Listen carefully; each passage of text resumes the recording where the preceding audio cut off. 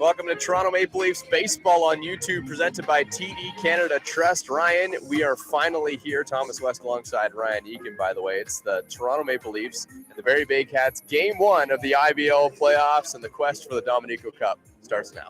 And it's one better way to begin than with the two teams that absolutely despise each other. The history between these two teams is unlike anything else in the IBL. It's the IBL at its absolute best, and I think this series might go all 5 games. It's going to be quite the series between these two highway 400 teams.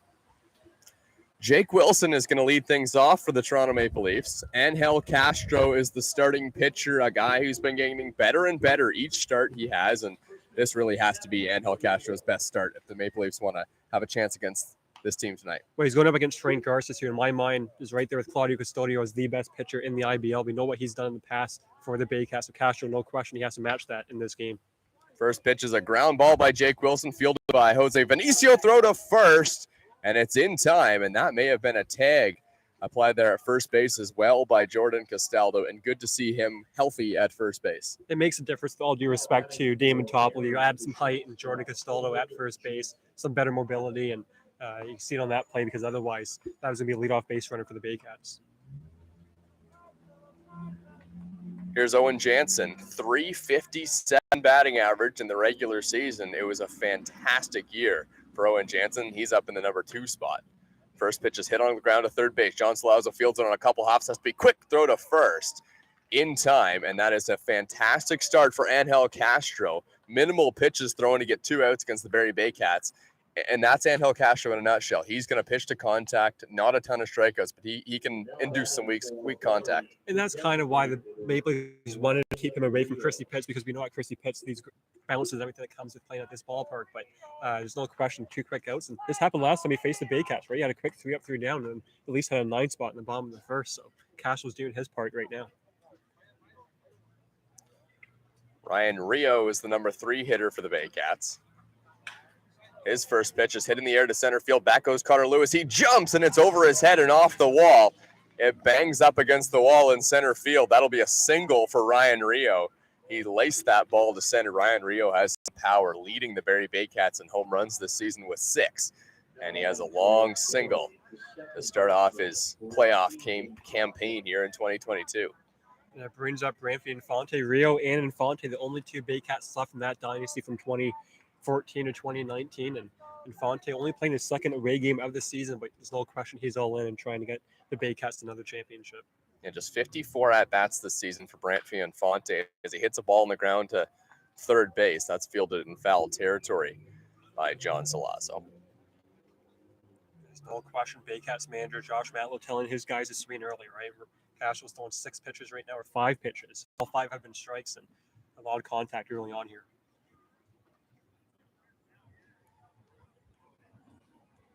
0-1 to Infante. This one's hit in the air. This could be playable. And it's going to be just at a play down the left field line. Salazzo gave it a look.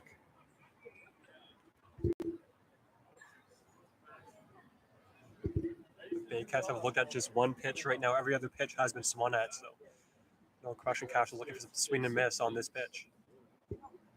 The 0-2. Swinging, just getting a piece of it was Infante. Fouls it right to the backstop.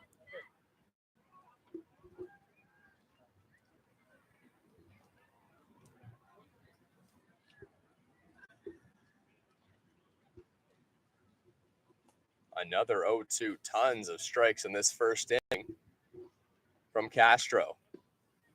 There's the first ball. It's outside. No questioning the power of Branfy Infante, who began his time in the IBL back in 2011 with the Maple Leafs, played for the Maple Leafs for 3 seasons, and looking to do some damage to his former team. Just outside, 2-2. Ryan Rio's on first base. He reached via a long single after Angel Castro got the first 2 outs on just 3 pitches. Now Branfy Infante is putting up a battle. The 2-2. Swing and a miss, strike 3. Angel Castro's into it early. Nearly a 1-2-3 inning, but spoiled by a long single by Ryan Rio. Good start for the Toronto Maple Leafs. They're tied at zeros with Barrie Baycats. This is Toronto Maple Leafs baseball on YouTube, presented by TD Canada Trust.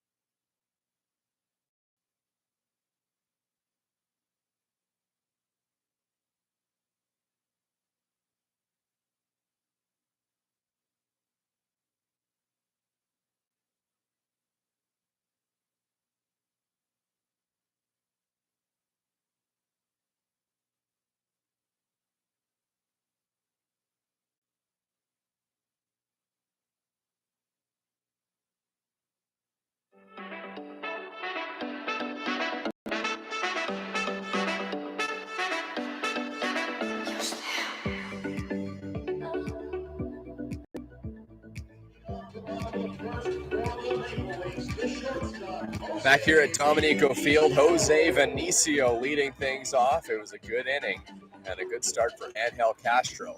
But this is going to be a tall task tonight against Frank Garces, known as one of the best pitchers in the Intercounty Baseball League. And he's been fantastic this season. He's been fantastic this season. He came a bit late. First pitch is lined into the outfield. Jose Venicio starts things off with a leadoff single. He's thinking about two and getting it back in quickly. That's a good start for the Maple Leafs. And we've seen Jose Venicio be extremely aggressive on the bases. The one thing with Garces, I saw it back in 2018, was he can pick off guys with the best of them. It's something to keep an eye on, especially for Venicio, who wants to be aggressive on the bases. But either way, a great start for the Maple Leafs. Let's see if Venicio's in motion. I'm sure he's going to, at some point in this inning, kick off. Justin Mara hit .311 this season. He was great in the playoffs last year for the Toronto Maple Leafs, hitting .324 in that 2021 campaign. And he would love to start things off well. Jose Venicio at first base, finished third in the Intercounty Baseball League in stolen bases. That was tied for third, but a guy who started late, and he steals bases with the best of them. Ball is hit in the air. This one's down the left field line. It's hooking foul. Justin Mara is behind 0-2. And what makes Garces such an issue for the Maple Leafs in this game is the top three bats, all left-handed bats, right? There's three straight lefties in between Connect and Jose Venicio at the top of the Maple Leafs lineup. So Garces does have that in his advantage.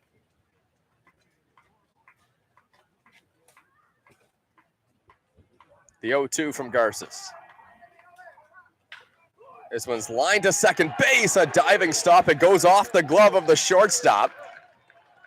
And Jose Venicio is going to come all the way around to third base, first and third for the Toronto Maple Leafs after a ringing single up the middle by Justin Mara. And it brings up the ex-Baycat who won a championship with Garces in 2018. There was no two better players for the Baycats, that season. Dan Garces, who's on the mound for the Baycats, and Castaldo, who's now at the plate for the Maple Leafs. It's going to be quite the at-bat. Owen Jansen was inches away from making a fantastic play up the middle. Should be noted that Carson Burns, the Baycats starting shortstop, not playing this game to begin. Jansen typically plays second base or third base, has yet to play a game at shortstop all season. Breaking ball from Garces. Strike one on Jordan Castaldo. And we talk about how good a season Garces has had. This has got to be an opportunity the Maple Leafs think they got to score early. You have to get at least one run in. There's no question. Garces is not going to keep allowing base runners in this game. Fouled straight back by Castaldo. Another breaking ball from Garces. And this is an interesting spot. Do you send perhaps Justin Morrow down, try to get him to steal second base, knowing that Plumpton might not even throw the baseball, given that Vinicio on a throw to second base might come home with his elite speed? It's something you've seen across the league this season. Might be something Maple Leafs might look to do, just to get that first run in.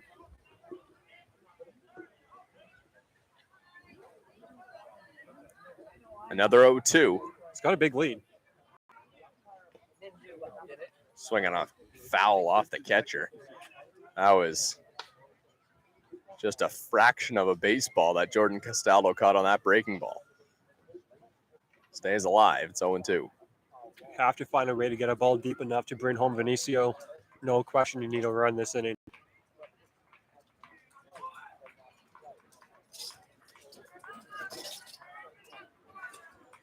Garces looking for the strikeout.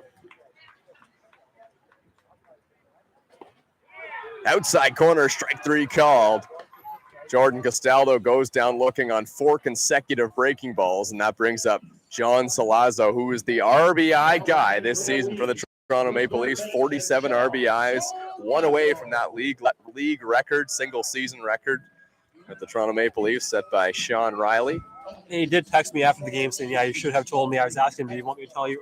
I was asking you, should I tell him, should I not? He said, yeah, you should have told me, but yeah, I didn't. But would have had a chance. What an opportunity for him here, though, tonight to at least get one run in. I would not be surprised if Justin Morrow takes off here. First and third, huge lead by Jose Vinicio. This one's fouled straight back up onto the hillside. And I'd do that again if I'm Justin Morrow. Vinicio had a massive lead at third base. He was halfway home. On a throw down, there's no way that Tyler Plumpton in that spot even would have thrown down, even though he would have gotten Morrow out at second base, and Anthony Fonte's going to go in and talk to him. Toronto Maple Leafs are trying to replicate what was an incredible run all the way to Game 5 of the finals last year against the London Majors. And a big part of that was John Salazzo, the man at the plate, tacked on 3 home runs during that playoff stretch. Here's the 0-1. Swing and a miss. That breaking ball is working for Garces. And now it takes away the ability for Justin Morrow to head down and try to steal second base, because Salazzo's 1 pitch away from striking out, and the Baycats can get out of this inning on a strike him out, throw him out. Garces has yet to throw back to first base. I think Brantley came in to say, use that as an option. This one's way outside, 1-2.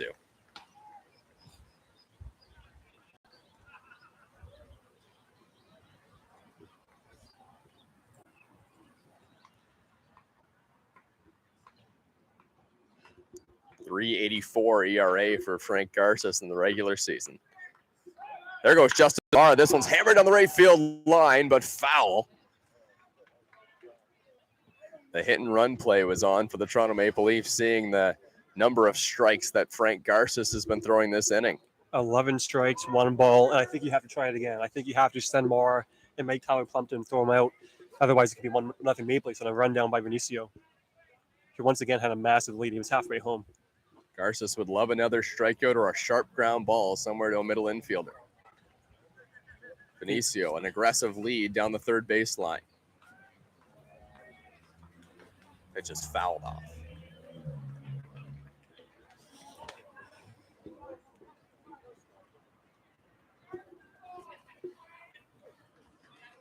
Feels like every single Toronto Maple Leafs hitter is looking fastball. And since the first 2 got on, and Jose Vinicio and Justin Morrow, they haven't seen a ton of them. Garces does have one of the best fastballs in the league. No question, could hit around 93 miles an hour. The 1-2. Check swing. Did he go? No, he didn't. Pitch was just outside as well. 2-2. Baycats wanted that pitch, and definitely their fan base did, but that pitch was a bit high.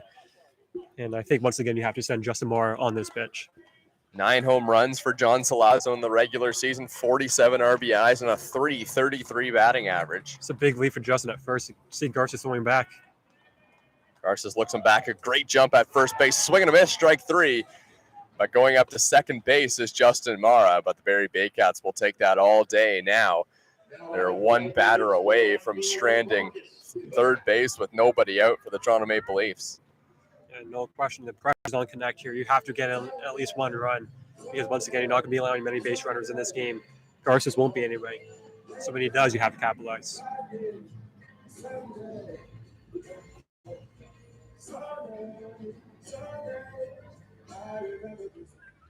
Marcus Connect is the batter. In just 9 games in the regular season, joined the team very late at .343.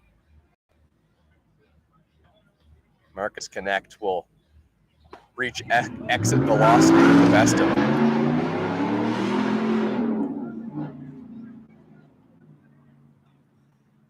Doesn't quite sound like that when it comes off the bat, but it's loud. No question. I mean, Marcus Connect, there's no question the exit velocity.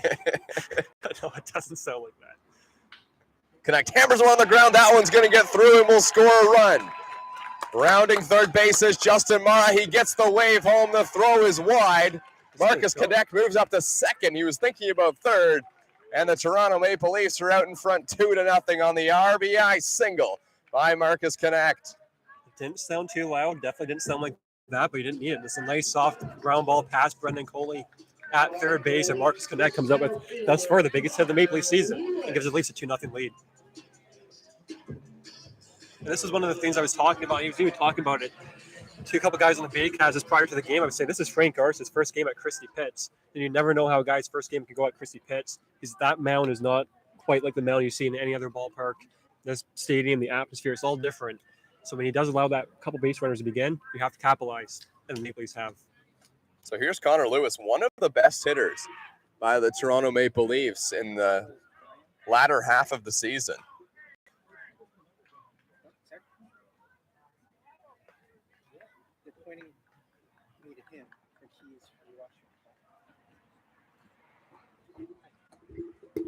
Runner on second base is Marcus Connect. It'll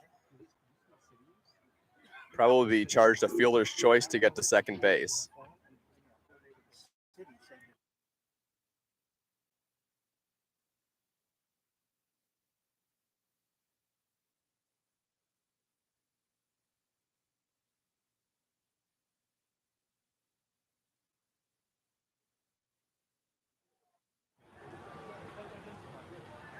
Oh, 0-2 on Connor Lewis.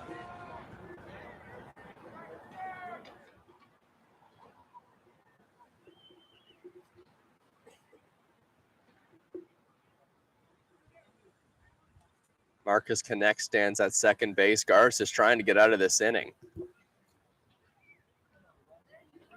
He's throwing 19 pitches so far in the first. The 0-2. Inside, 1-2.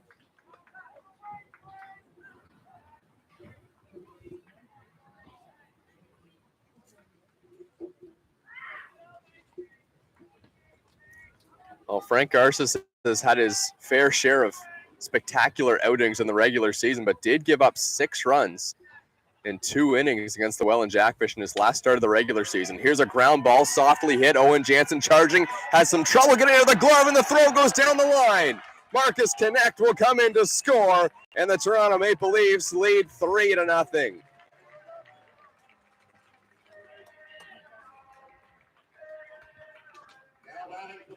The second baseman, Dan Moore. Lots of faces that the Toronto Maple Leafs didn't see a lot of down the stretch. Dan Mara is one of them in the batter's box. And they have been at full strength so far in this first inning. And what will likely go as an error on the shortstop, Owen Jansen, and it allows Marcus Connect to score as well.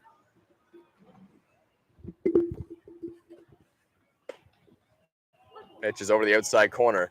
Strike one to Mara.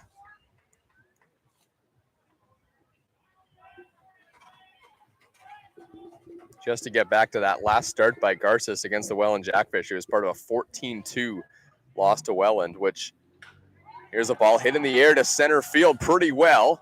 Sends the center fielder back about 10 feet in front of the wall. That's Jake Wilson. And the inning is over, but not before the Toronto Maple Leafs looked like they were going to strand runners on second and third with nobody out, but they didn't. A huge RBI single from Marcus Connect, and the Leafs lead 3-0 over the Barrie Baycats. This is Toronto Maple Leafs Baseball on YouTube, presented by TD Canada Trust.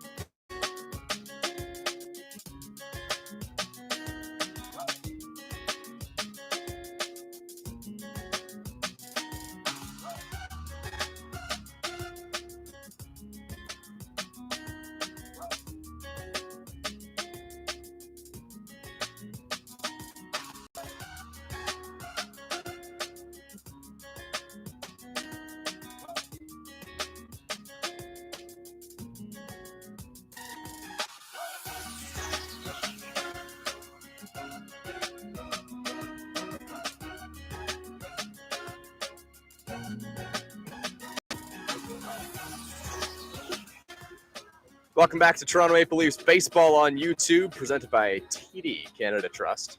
Good first inning for the Toronto Maple Leafs. And the guy on the mound as well, Angel Castro, his first pitch is just inside.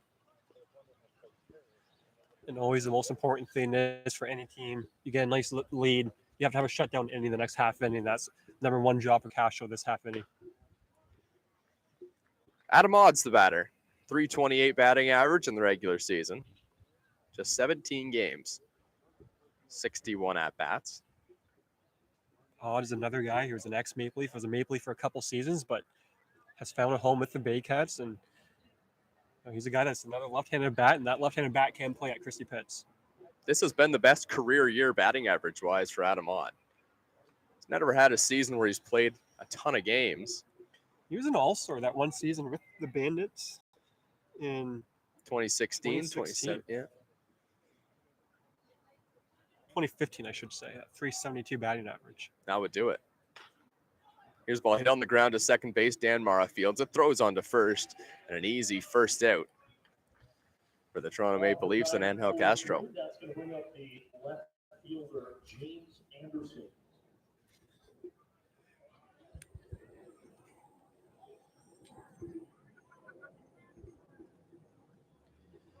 James Anderson, the batter. Anderson's one of those guys, doesn't have a ton of pop, but he gets on base, has a professional at-bat, can play some catcher, can play some outfield, can play some first base. Anderson fouls the first pitch off. Once you get past Adam Odd in the Baycats lineup, there's no questioning the drop-off. I mean, the Baycats at one point I thought had a great lineup, and you add in Will McGarry-Doyle, Malik Williams, Royce Ando, but Ando has fallen out of the picture.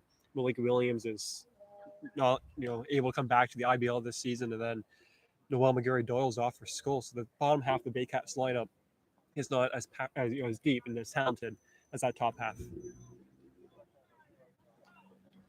Just 2 hits for James Anderson in his last 4 games of the regular season. Pitches high 1-1 overall, a 281 batting average in this 2022 campaign for Anderson.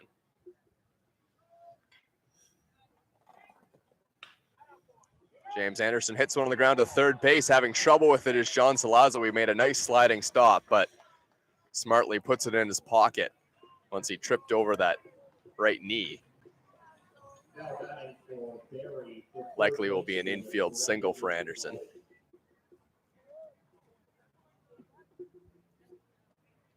Castro and the Leafs giving Salazzo some time. It looks like he tripped himself up on that play. Otherwise, he had Anderson by a couple steps because Anderson does not have a lot of speed coming out of the batter's box.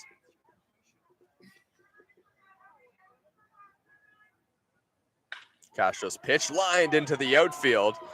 That one's going to get down and played out there in left field by Greg Carrington.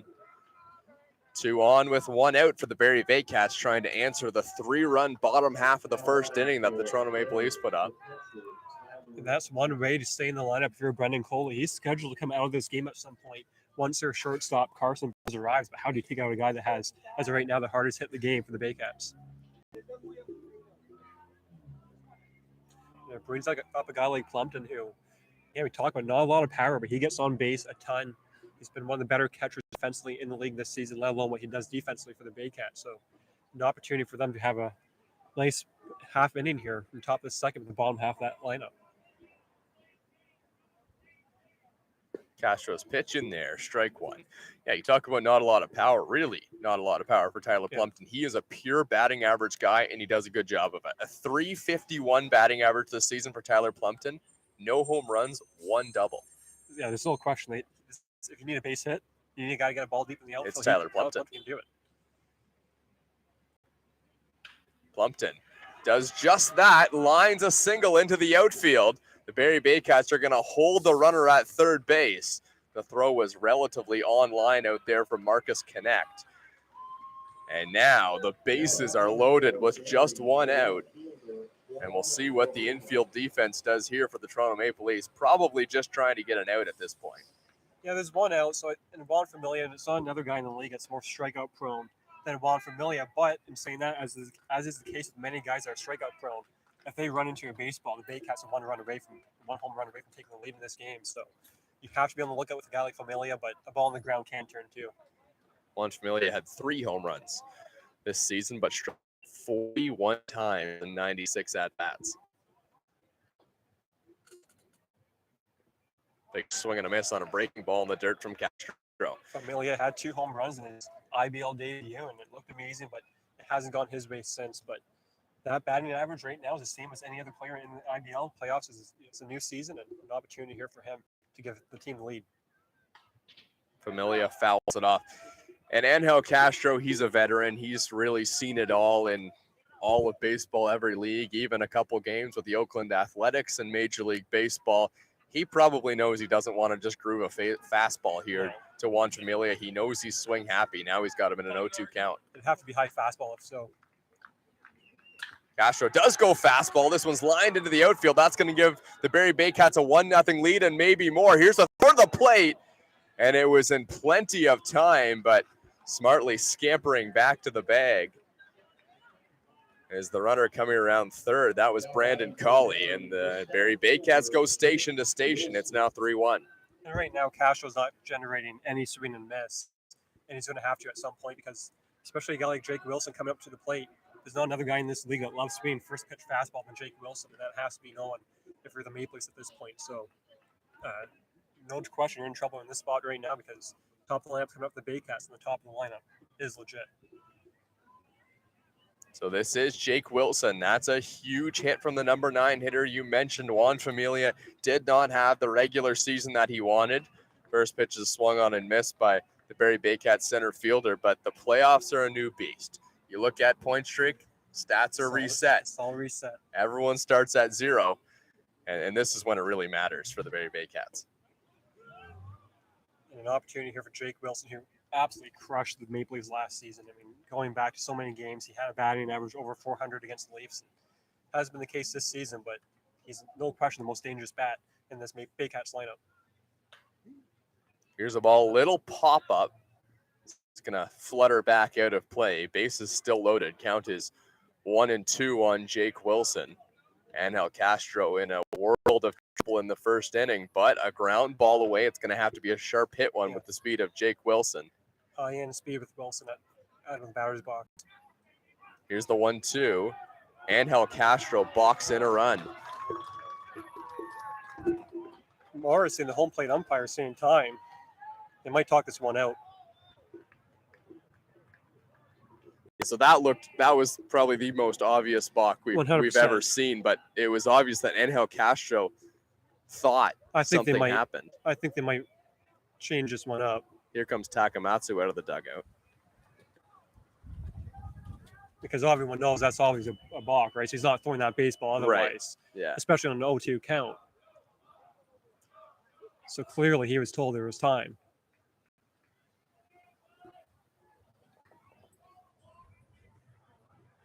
Yeah, that's one you don't see very often. Didn't No. see it this season. It doesn't look like they're going to overturn this. And that is extremely impactful. Well, now it moves the tying run, go-ahead run, I should say, into scoring position. The tying run at third base, just like that, we have a brand new ball game. Takamatsu gets his money's worth, but he'll head back to the dugout, and it's 3-2. The balk will stand, and it's second and third with one out. The Barrie Baycats are not just in a position to tie this one up right away after the Leafs score. With Jake Wilson at the plate, they have a very good chance of taking the lead as well. Infield in, swing and a miss, strike three. That's the swing and miss that Angel Castro needed, and from one of the toughest bats in the lineup. There's two away. It doesn't get any easier, though. You bring up Owen Jansen, who was right there with the league leaders in batting average this season. He led the Baycats in batting average. He's still a base hit with plus speed at second base from giving the Baycats a one-run lead. 3-2 Leafs lead. Top of the second inning. Pitch is inside and a hit him. Owen Jansen will head down to first base. It's safe to say that is an issue because it brings up Ryan Rio, who Yeah. has gone dead center in this game already. If he does that now, it's going to clear the bases, no question. I mean, there's running on contact. And his last time up here, he hit a home run. That was an absolute moonshot. Definitely has the most power of any batter on the Baycats. There's no question that Castro is walking quite the tightrope right now. Way inside. That one nearly hit Ryan Rio. Well, he went inside on Jake Wilson. He got him to spin for strike three, so he wants to live in that spot, but you're not going to throw it for a strike. It's going to be a long night for Angel Castro, excuse me. A ringing single off the wall in his first at-bat. Pitches way inside, 2-0. And now this is a really good opportunity for Ryan Rio to get something that he likes because Angel Castro needs to find the strike zone. But at the same time, you just can't ease in a fastball. Otherwise, this game is going to be blown open for the Baycats and give Frank Garces the lead and an opportunity for him to settle down this game. Let's see if the veteran Angel Castro can bear down in this at-bat, the 2-0. This one's hit on the ground to first base. Castro's going to have to get over there. He was there in time, but it'll be Jordan Castaldo who takes it himself. The Barrie Baycats scored two, but the Toronto Maple Leafs just barely dodging a bullet. That would have given the Barrie Baycats the lead. 3-2 lead for the Toronto Maple Leafs. This is Maple Leafs Baseball on YouTube, presented by TD Canada Trust.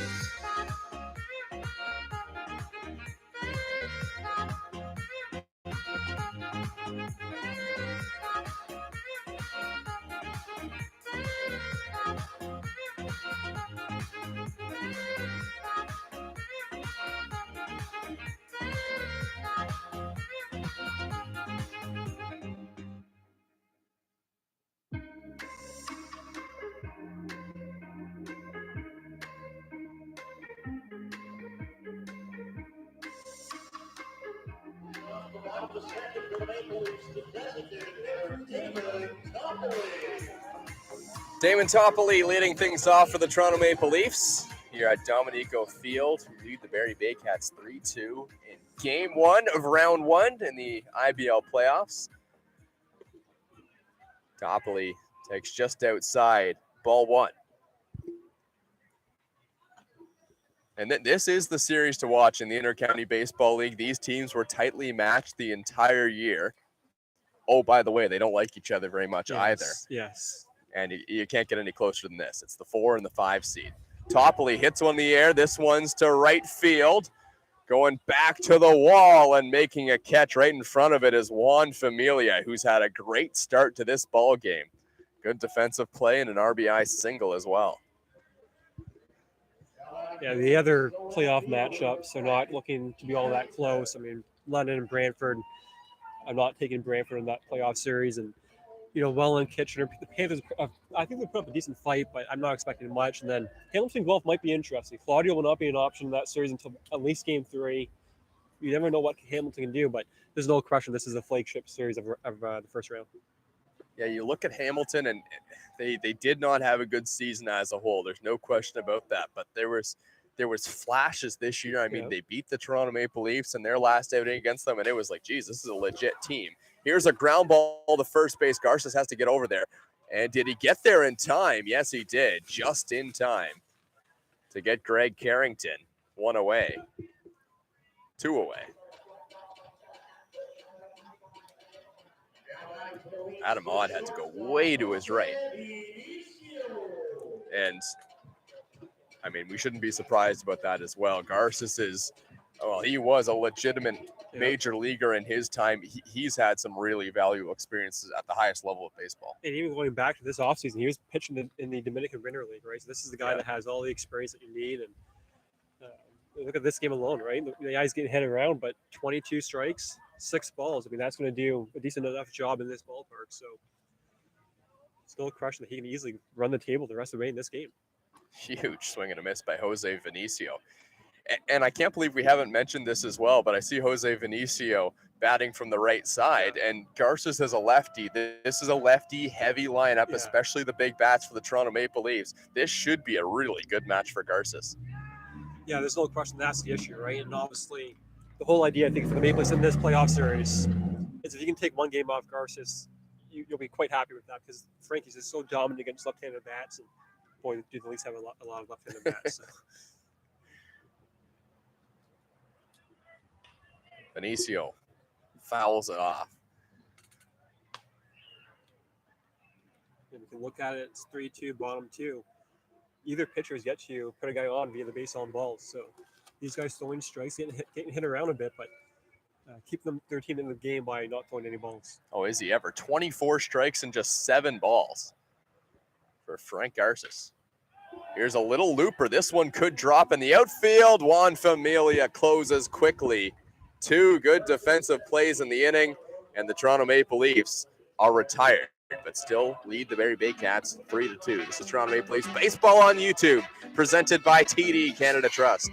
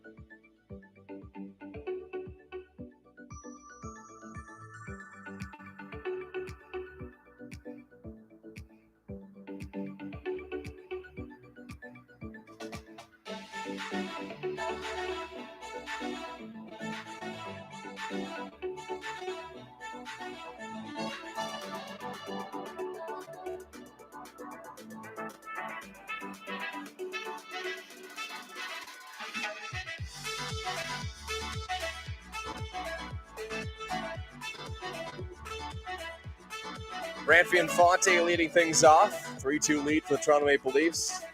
Dominic Field at Christie Pitts, Thomas Westier alongside Ryan Eakin.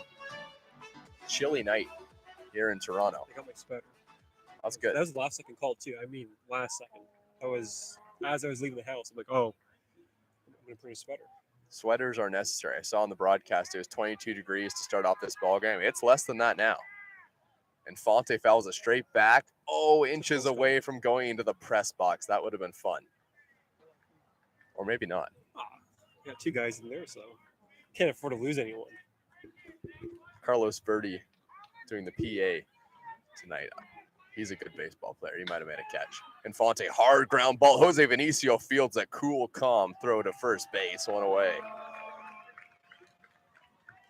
You look at Jose Vinicio sometimes, and it's like he's just too relaxed. I wish I had as much confidence in anything as Jose Vinicio does at throwing a baseball to first base. Yeah, I was just going to say, and I don't want to make that sound like I'm knocking him out because he looked too relaxed, but he's not. No, yeah. I mean, relaxed. That's just what works for him. Yeah.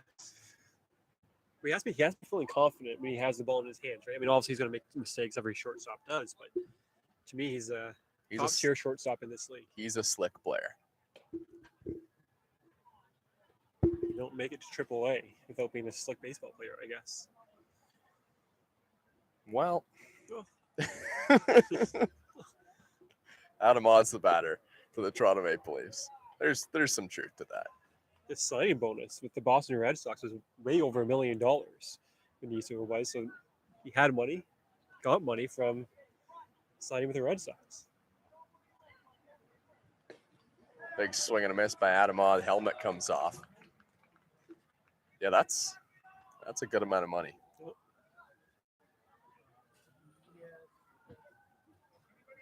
Some big league guys on both teams, Castro and Richardson, Garces. You could buy right-handed bats and left-handed bats for that kind of money. Yeah, there you go. But you haven't heard that one before. It took me a second, but that's okay. We can lose still. It's getting cold here at Dominico Field. It's cold. It's windy too. 3-1 for Angel Castro. Just outside, ball 4. Adam Odd heads down to first base, brings up James Anderson. There's not really any speed threat at first base, but once again, you see this part of the Baycats lineup get going, right? And now it brings up James Anderson, who they didn't give him a hit his last time up, but I thought that was worthy of a hit and an opportunity for, once again, the Baycats bottom half of this lineup to do some damage.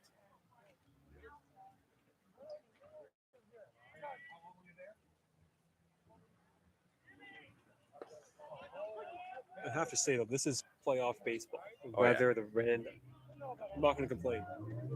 Yeah, it's exciting. Yeah, it feels like playoff baseball. So nothing better. Yeah, the note I wanted to make about the weather as well is I was trying to get out. The wind is blowing to dead center field, from home plate to center field. Throw to first base, not in time. And it's kind of shifting from center to left. That doesn't favor the Toronto Maple Leafs batters with all the lefties that they have in the lineup. Baycats got some lefties too, though. Top 3 guys in the lineup, all lefties. But when that wind shifts out to center, guys like John Zalazo and Justin Morrow, they'll take that. Not that this ballpark needs it to be any easier to hit a home run. No. James Anderson walked and scored in his first at-bat. He hits a ball in the air. This one's to right field. Marcus Connect back. Now he has to track in, and it falls in front of him. And maybe the wind, a little bit of a factor there, knocking that ball down. It won't carry as much in the cool air. But Marcus Connect will probably be kicking himself after that one. He would have liked to catch that baseball. And I was thinking that prior to the game. I didn't say it. I'm kicking myself because I would have sounded so smart. But was going to say, there's going to be guys backing up a bit in this game, and they have to realize they come in last Yeah. second, and it's too late. Connect didn't even really back up on that ball, but still died on him, and Baycats are in control right now. That's 5 hits against Castro because you have to give that a hit.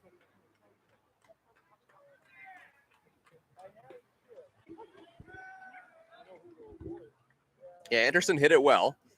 It was on a semi-line out there. Still has to be, routine, fly ball, 2 out, guy on first base. Should be caught.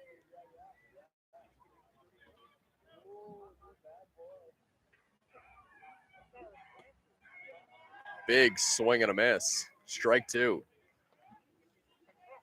Castro is at 43 pitches, not as bad as I thought. I was going to say 53, but that is indeed 43. Brandon Colley's the batter. He's 1 for 1. Scored a run last inning. 2-run inning for the Barrie Baycats in the second. 3-run inning for the Maple Leafs in the third. That's where we sit 3-2 Maple Leafs in game 1.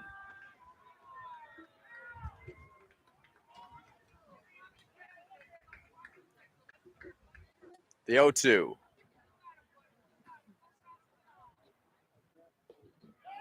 Well outside and in the dirt as well.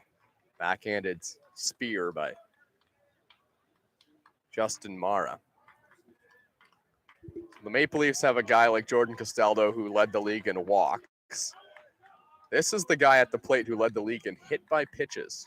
Brendan Colley 7 times this He season. didn't even play every game, so that's quite something. Swing and a miss, strike 3. Colley goes down swinging, and there's 2 away. It brings up a guy that can, once again, have that slap hit and find some green. And not a ton of speed at second base in Adam Ott. I'd say average speed, and above average on his best day. But he's going to be running on contact, so a base hit likely ties this game. Tyler Plumpton's 1 for 1. He had a Plumpton-esque single in his first at-bat. He's a throwback. He's no batting gloves. He's bad on the baseball. And he's hit by a pitch. Plumpton heads down to first base. The bases are loaded with 2 outs. Angel Castro has got himself in some hot water once again. And also now, with some speed at second base, no question now, a base hit gives the Baycats the lead. It definitely ties the game. But lots of base runners Castro's allowing right now, and Garcia's going to settle into his position. For the Leafs, if you're attacking Magic, you might be a little concerned right now about the amount of base runners being allowed by Castro.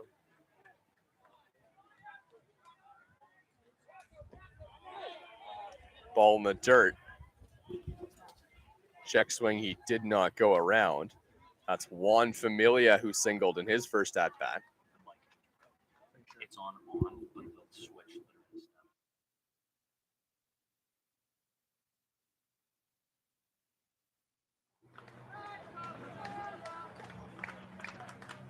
1-0 to Familia way outside. Once again, Angel Castro, bases loaded. Now he's got a 2-0 count. Familia with a great chance to cash in a run. Well, he's sitting fastball right now, but you just can't ease in a fastball. Otherwise, it's going to be a 6-3 lead for the Baycats. That's what happened in his last at-bat. He lined a single to left. There's a fastball outside corner, strike 1. 2-1 on Juan Familia.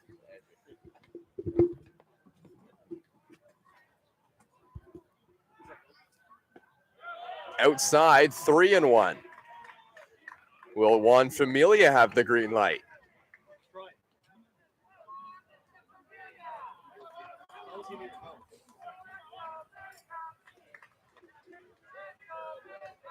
Infield and outfield played straight away. Angel Castro trying to find the strike zone. Here's the 3-1 pitch. Swinging a pop-up. This one shallow, could be treble. Who's got it?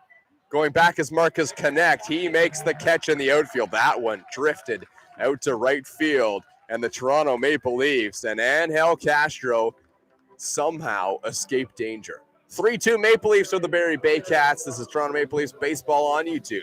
Presented by TD Canada Trust.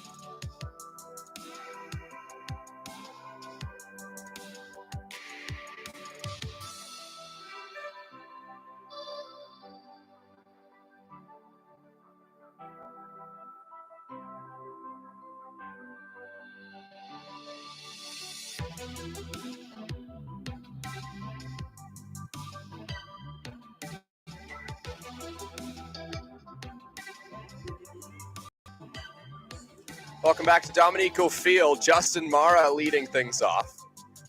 Frank Garces back on the mound. Has settled things down since that first inning, giving up 3 runs. First pitch to Mara is in there for strike 1. Sometimes, Thomas, guys come up and they ask for like a happy birthday shout out. But Andrew, the city guy, listening at home, he's got a nice day off. Yeah. Well deserved sometimes, right? Need Yeah. day off. And he wants his name mentioned on the broadcast, and that is going to happen. Andrew, best city guy in the city. Best city guy. Yeah, best city guy in the IBL. Thanks, Andrew. Hope you're enjoying the game. That one's over the inside corner. 1-2 to Justin Mara leading things off. Then it will be Jordan Castaldo and John Salazzo. After that, Marcus Connect hopeful of an at-bat this inning. Lots of lefties against Garces. Just outside, 2-2.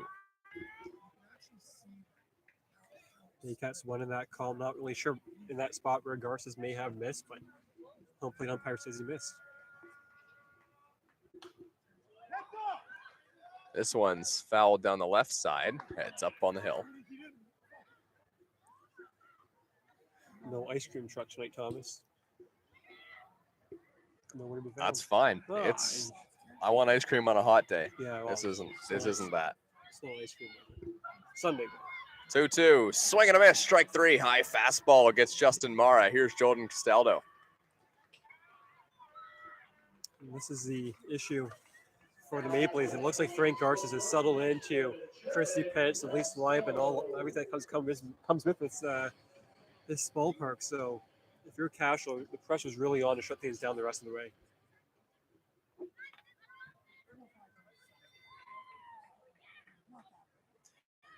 Despite missing a ton of time in that later half of the season, Jordan Castaldo just barely finished with the league lead in walks this season. He had 38.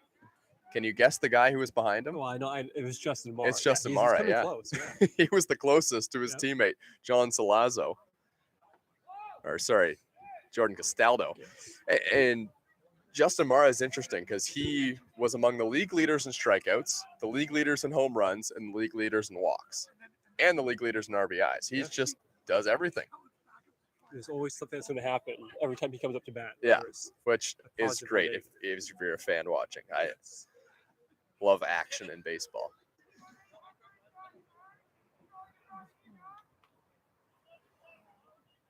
Garces at 41 pitches here. His pitch limit really can be as high as 130 in this game, from what I understand. 2-1, way inside 3-1. Castaldo on the verge of drawing his first walk of the IBL playoffs. Now, 38 walks is a lot. It's an incredible amount, especially for a guy that didn't even play the whole season, but it's not the most he had. He had 42 in 2019. That was the year that he won the Triple Crown with these Barrie Baycats. The 3-1 pitch hit on the ground to first base, and it will stay fair somehow. That is an easy play over there at first for Adam Ott. And there's one away, and that ball looked like it was hooking foul, and then it just started bounding towards fair territory. And there's no question if it's going to be a ball if it wasn't swung at, but he swings at it. That's going to kind of affect the body, too. You get jammed like that. That doesn't have to be a great feeling on the body, but nonetheless, 2 quick outs for the Baycats ace.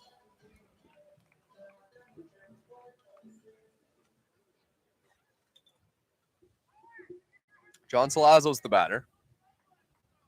Another lefty. Big swing and a miss, strike 1. Salazzo's 0 for 1 today. You know the Baycats have confidence that Garces can shut things down the rest of the way, so it's really on Cashel to turn this into a battle of the aces. Another swing and a miss, breaking ball from Garces. It may be second, I guess it'll be now third time through the batting lineup as we get into the 5th inning.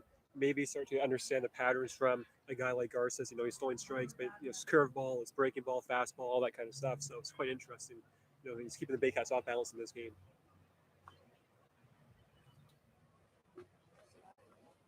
The 0-2 outside. I chuckle because the Barrie Baycats have got some yelling coming from their dugout now. They got an active dugout. There's no question about that. I think there's a lot of people behind them too that's also yelling, but may as well blame the Baycats dugout. Swing and a miss, strike 3. Garces is rolling now. Bottom of the 3rd inning. Gets another strikeout. This time it's John Salazzo. 3-2 Toronto Maple Leafs over the Barrie Baycats. Thomas West and Ryan Eakin here at Dominico Field. This is Maple Leafs Baseball on YouTube, presented by TD Canada Trust.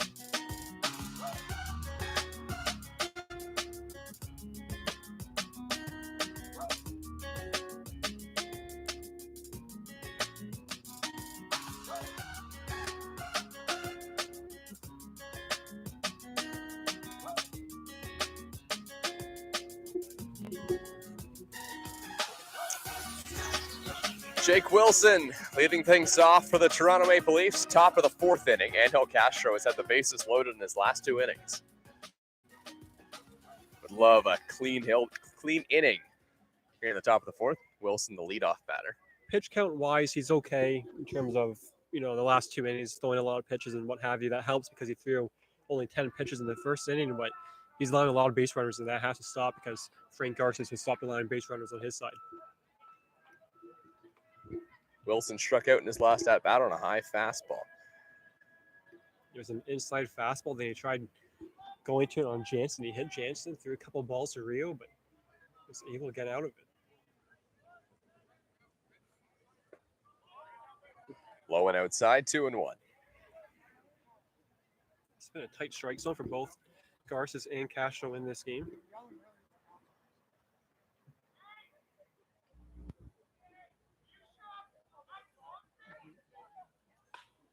Here's a line drive down the left field line. That one's just foul. Into the Maple Leafs bullpen. 4 feet foul. With Wilson's speed, almost surely a double. The 2-2. This one's hit on the ground. A hot shot to Jose Vinicio. Fields it. Casual throw to first base. He got him. One away. A guy like Drake Wilson, we talk with the casual throw, it's great, but Wilson, he doesn't leave you much time to get the ball into the glove of the first baseman. He doesn't have the track speed that a Vinicio has or a Noel McGarry Doyle, who has left the Baycats for school, but there's no question the speed. You wonder if it helps the infielders at all, having Jordan Castaldo back at first base as well. Yeah, there's no question.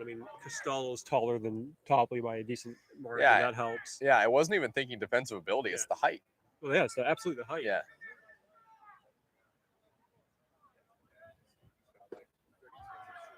And obviously, Castaldo's a bit faster. Mind you, he's no spring chicken himself, but, there's no question Topley can move around first base with great mobility, but no, it's really the height that's the biggest difference. Owen Jansen, the shortstop. 1-1 count. Castro's pitch. Line drive to center field. Jansen will reach first base with a single. 1 on, 1 out for the Barrie Baycats in the top of the fourth. Now batting the designated hitter Ryan Rio.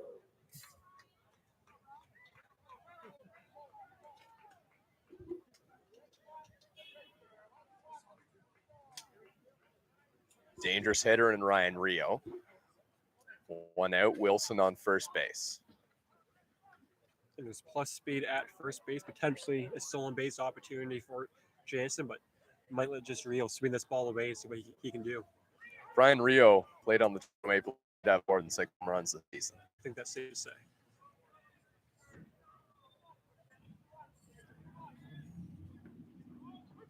Outside corner, strike one.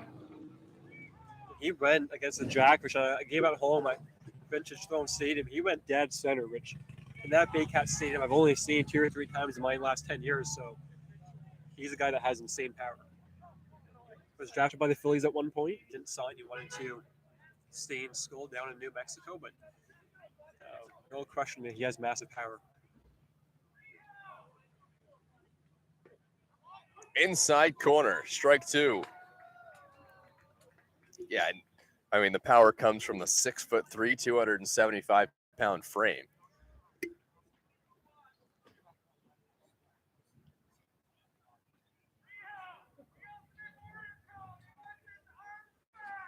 The 0-2 breaking ball is high, or maybe that was a fastball. Might have slipped out of the hands of Angel Castro. Next 2 guys in the Baycats lineup, Rio, Brantley, and Fonte, 2 guys with pop.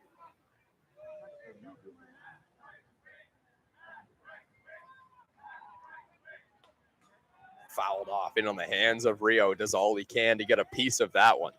So the last home run that Ryan Rio hit was on August 11th. That was in Barrie against the Welland Jackfish. He had 2 RBIs in that game, part of a 3-1 win against Welland. That was the game he went dead center, so his last home run that he hit, it was an absolute moonshot. And believe it or not, those 2 RBIs were the only RBIs that Ryan Rio had in his last 7 games of the season. Baycats did something interesting with Rio near the end of the season. They stuck him in that 2 spot, and I don't think he was all that happy with. Well, I should say he wasn't happy, but his numbers didn't really show that he was, really all that productive in that spot. So they dropped him down to the 3 spot. He's your prototypical 3 spot slugger. Get guys on base for him, and he's going to hit you home. And he can hit with the best of them. The 2-2 from Castro. This one's hit in the air. Not particularly deep. Coming over is Marcus Connect, and no, it wasn't Marcus Connect. Connor Lewis made the catch. That was an optical phenomena out there in center field, but Connor Lewis looked pretty confident in catching that baseball. They had the communication locked down. There's 2 away.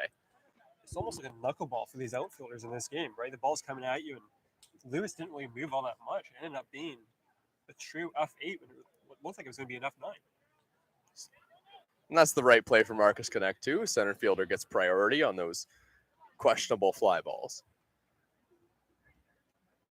Big out for Angel Castro. Rio's retired. Throw to first base, checking on. I can see Jansen taking off at first base, but at the same time, you almost want to just let Brantley and Fonte sprint because he has that ability to hit a ball in the gap, and no question he has that ability to hit the ball out of the stadium. Owen Jansen had 7 stolen bases in the regular season. He's also on first base a lot as well, though, with that .357 batting average. 46 hits for Owen Jansen in the regular season.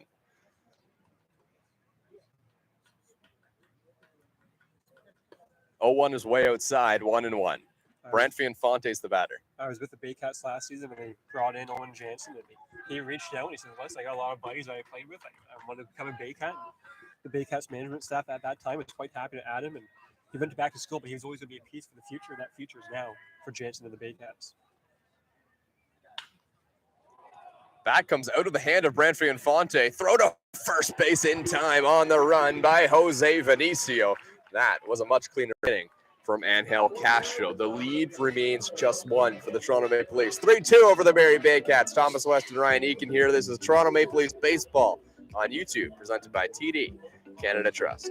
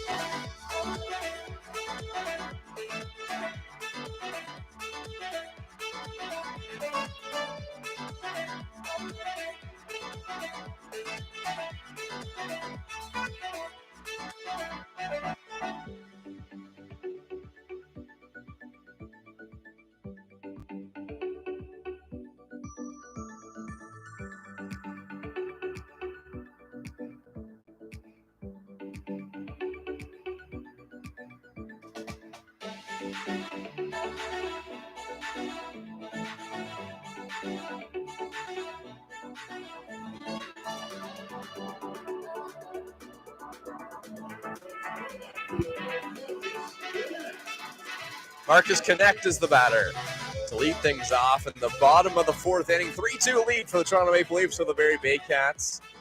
Thomas West and Ryan Eakin here with you on this chilly Friday night at Christie Pitts. We do not get a lot of Friday night games here. Oh, you told me a season and a half ago that I'd be with the Maples at Christie Pitts on a Friday night playoff game. Say, Yeah, I said, yeah, that's correct. I would say absolutely not. But here we are. listen, the Christie Pitts faithful is showing up here tonight. Oh, there's a huge hop. The infield is faithful to Marcus Connect. That will go as a single, but a fortunate one at that. And as the game goes on, people end up showing up to games, and it will get quite loud. You know what it's like. I mean, you've called games deep into the night at Christie Pitts in the playoffs, haven't you? Oh, yeah. How about 13 innings in Game 4 of the IBL Finals? London Majors and Toronto Maple Leafs. And I think that was right prior to midnight that Sean O'Reilly finally sent the game to a Game 5. But yeah, it's around 11:50. Yeah, I think we were in like hour 4.5 or something like that of the broadcast. It was insane. Here's a bunt. It's a good one by Connor Lewis. Throw to first by Coley. It goes down the line. Lewis heads to second. Connect to third. He will be held up there. The Toronto Maple Leafs are cooking in the bottom of the fourth. Second and third with nobody out. And you can't see it on the broadcast, but how about Baycats reliever Evan Souls? That ball was about to hit him down the bullpen. Yeah, he jumps over the fence. Jumps over the fence, yeah. The athleticism and the reaction is incredible. But once again, we're in this spot now that you have to capitalize. The Baycats just made a mistake to cost their ace 90 feet in a base runner and an out. And you have to capitalize. And quite frankly, the Maple Leafs may not have a better option to have a guy up to bat than Dan Mara. He's kind of like the Maple Leafs Tyler Plumpton, the guy that can just get on base and do what he needs to do to advance the runner. And this is a little bit of good fortune as well for the Maple Leafs because the single by Marcus Connect, although very hard hit, was pounded into the ground and took a huge hop over Coley. And Infante threatens Lewis with the hit and ball trick, but the ball's in the hands of Frank Garces. And interesting, in the bottom of the fourth inning, the Baycats defense comes in. Well, it's the playoffs. It's not the regular season. Inside corner to Dan Mara. I'd personally not bring the defense in at this point. I think you can likely allow another run or two and stay in this ball game. And I'd be taking my out at this point, but Frank Garces might just look after himself and try to get a strikeout. 0-1 to Mara. Down and in. 1-1. It's the entire infield in, which makes sense. If you're going to bring the infield in, it may as well be the whole infield because Dan Mara has the ability to spray the baseball all over the diamond.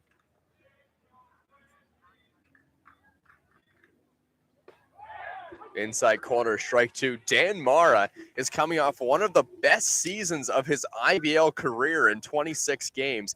He hit .340 in the regular season, and the batting average was not like that at the beginning of the year. He had some power numbers, 2 home runs in the first 5 games or so of the year, but it really came around at the end.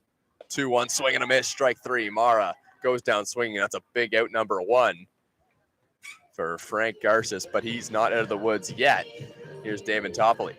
The issue now, though, is you bring up Topley. If Topley pops up, or if he strikes out, or if he grounds out, the unfortunate thing for the Maple Leafs at that point is going to be you bring up Greg Carrington, who doesn't stand much of a chance in a lefty-on-lefty matchup. So Topley has to treat this like it's 2 outs. He has to get a ball deep enough. You know they want to come inside on Topley in this at-bat. Infield stays in. Way inside. Plumpton makes a good stab to keep that one in front. I think this is the option for the Maple Leafs. Perhaps you might want to lay down a sack squeeze and try to bring in a run that way. We know Topley can't lay down the bunt. That is something that's been in his arsenal this season. And you have plus B with Connect at third base. The 1-0. Way inside. They're going 2-0. They're going to stay inside. There's no reason not to. Try to get him to pop up, and you just got to hope that Garces, if you're the Baycats, can eventually throw that pitch inside for a strike. Maybe knowing a lefty-lefty matchup coming up, Marcus Connect will be going on contact.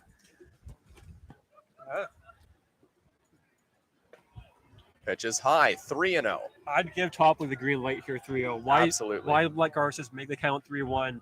And just like that, he's now one pitch away from perhaps, forcing a full count. Just like that, he gets a strikeout. It's got to be something over the outer half. That's where Topley likes it. Can he go the other way against the hard-throwing Frank Garces? Here's the 3-0.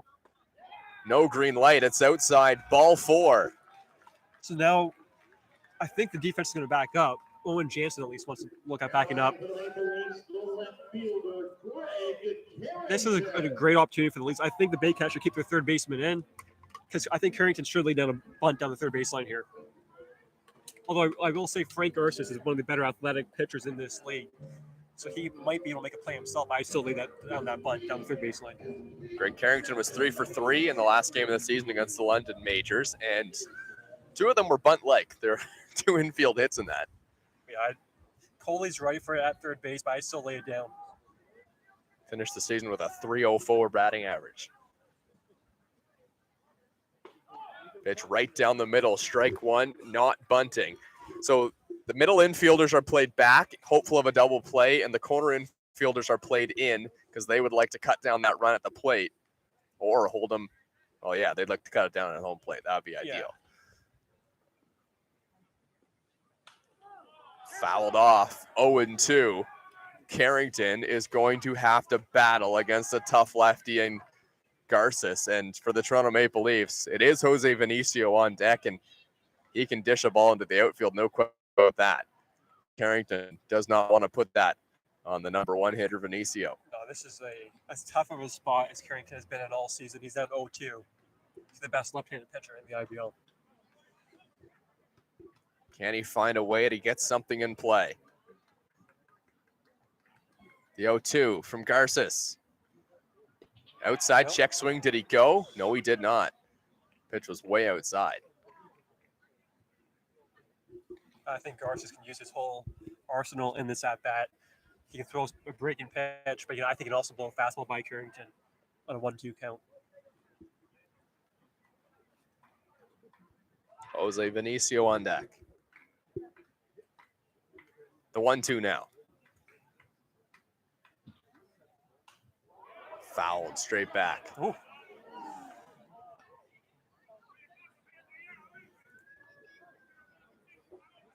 Heads up on the hill.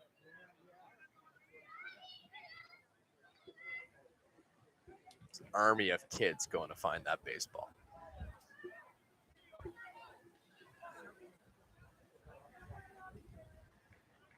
Carrington battling 1-2. Bases loaded, 1 out.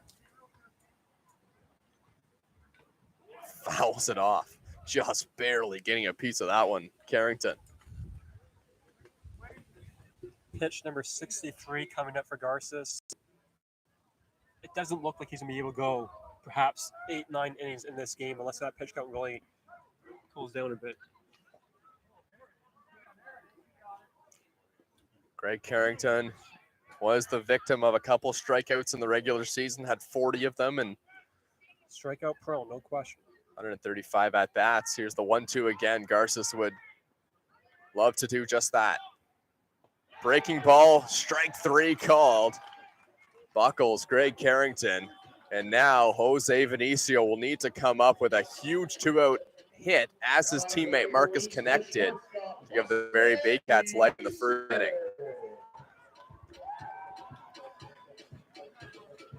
Again, you saw it last time. The Leafs were in danger of not capitalizing on 2 runs not coming in with nobody out. The same spot here, but at least got a 2-out hit last time from Connect in the first inning, and no question they need a hit here from Vinicio. Jose Vinicio's 1 for 2. Bases loaded. Can Garces get out of the jam? Big swing and a miss, strike 1.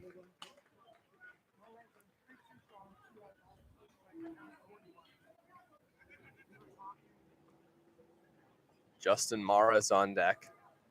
Gosh, just blows a fastball by Vinicio. You have to think he's going to go something off speed in this pitch. Jose Vinicio might cut down that swing a little bit too as he gets deeper in this count. He does. Floats one in the air, and coming in is Juan Familia. He makes the catch, and the Toronto Maple Leafs failed to score with bases loaded and one out, but still lead 3-2 over the Barrie Baycats. And how many missed opportunities can you have against Frank Garces? Count that as one. Thomas West and Ryan Eakin here with you. Toronto Maple Leafs baseball on YouTube, presented by TD Canada Trust.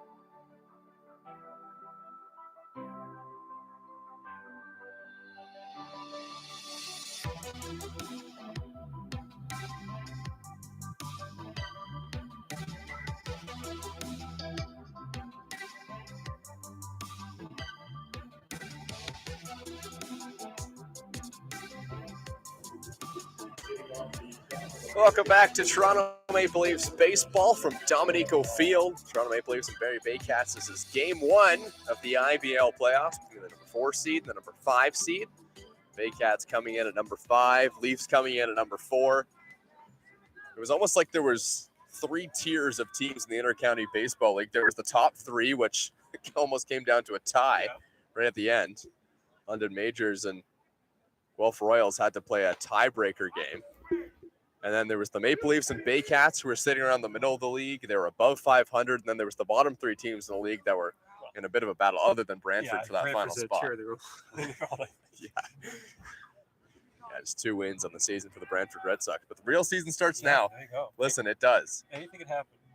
Here's the ball hit on the ground. This is going to have to be a heck of a play from Jose Vinicio. It is! He got him! Oh, Jose Vinicio with a long throw, one away. And I say it every time he makes an amazing play, but that might be his best yet. I know there wasn't a ton of speed coming out of the batter's box, but there's enough speed with Adam on, and that is a 5-star play by Jose Vinicio. Oh, Vinicio knew it too. He did. Like going against his body and momentum, just That's incredible. amazing. That's slick on another level. Slick. Hey, play shortstop, like I said. Pitch is outside. Check swing. He did go around.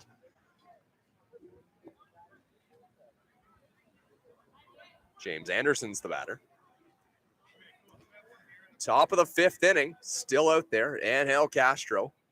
He's struggled in a few innings, but he's still done what Angel Castro does, and it's thrown strikes. 47 strikes and 25 balls. And I do wonder at what point you might look at getting number 41, Dustin Richardson, up in that Maple Leafs bullpen. If Castro can get you through 6 innings with the lead, you just hand the ball over to your closer and say, give me game 1, right? So Castro's doing his job right now, but he's one of those guys that I think the more you see him throughout the game, the less he fools you, right? So I don't think you look at getting more than 7 innings with Castro in this game.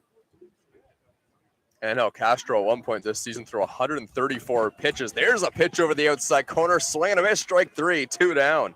Oh, you don't want to be the manager taking the ball out of his hands. I mean, I remember I was in the Baycats. Especially when you're younger than Yeah. him. Well, especially now. I probably had enough. I remember I was in the Leafs dugout against the Baycats for a road game, and Damon went out there. He's like, "Okay, Caps, I need this. I want the ball." And he went 8 innings in that game, 8 2/3, or 7 2/3, I should say, in a brilliant performance.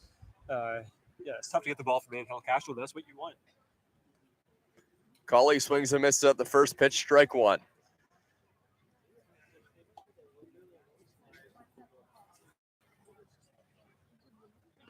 Swing and a miss, strike two. And that slider's really getting going. A lot of fastballs early on in this game. A lot of sinking pitches. He loves his sinker more than any other pitch. But right now, that slider against right-handed bats is coming alive.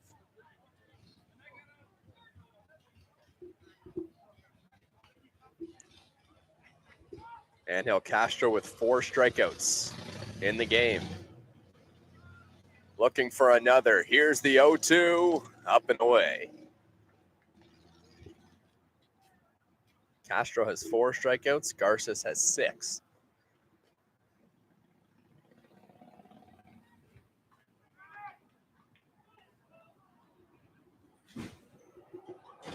One, two. Hit to third. Salazzo, long throw to first. Oh, it's a cannon. 1-2-3 inning for Angel Castro. Starting to settle things down. Still 3-2. Only the runs scored in the first and second inning by the Baycats are standing right now. It's been a pitching duel. Toronto Maple Leafs Baseball on YouTube, presented by TD Canada Trust.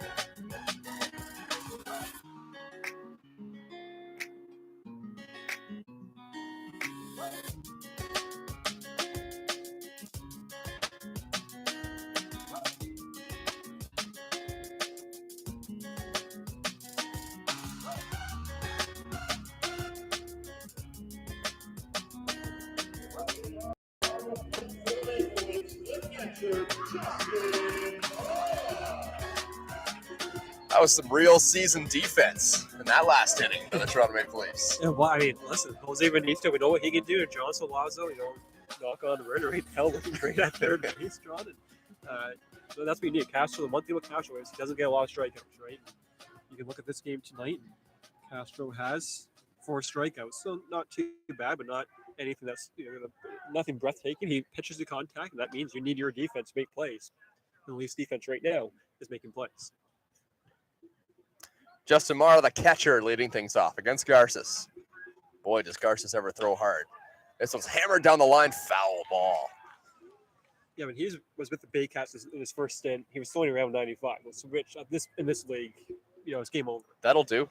Now it's a different frame. That's one thing that I was talking to some of the guys on Guelph that used to play on the Baycats, and they faced Garces a couple weeks back, and they said he's still one of the best in the business in this league, but it's not the same Frank Garces. So, I think that fastball is dipped into 92, 93, but he throws 93 miles an hour for strike.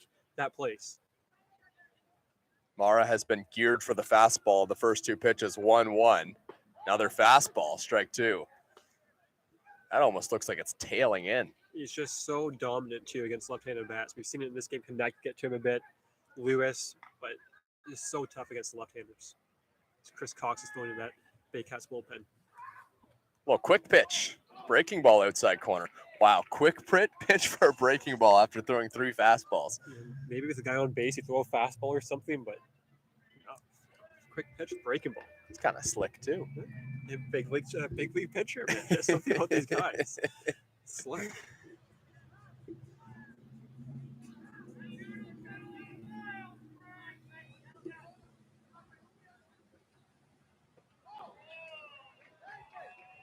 Inside. 2-2. 3-2.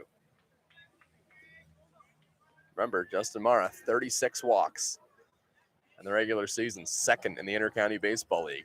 I think he's going to challenge him with a breaking ball here. It was the fastball. Mara was thinking breaking ball. Fastball inside corner. Strike 3. Great minds think alike, but that's a tough at bat for Justin because he looked at 2 fastballs, and he's the guy that absolutely crushes the fastball. So you can tell that he's going to regret that at bat because how many times does he see 2 fastballs in that bat? That would have been a fastball that Mara would have liked to swing at, too. Well, you can tell going back to the dugout, he wasn't all that happy. And again, I think he was sitting breaking ball like me. Pitch is just low.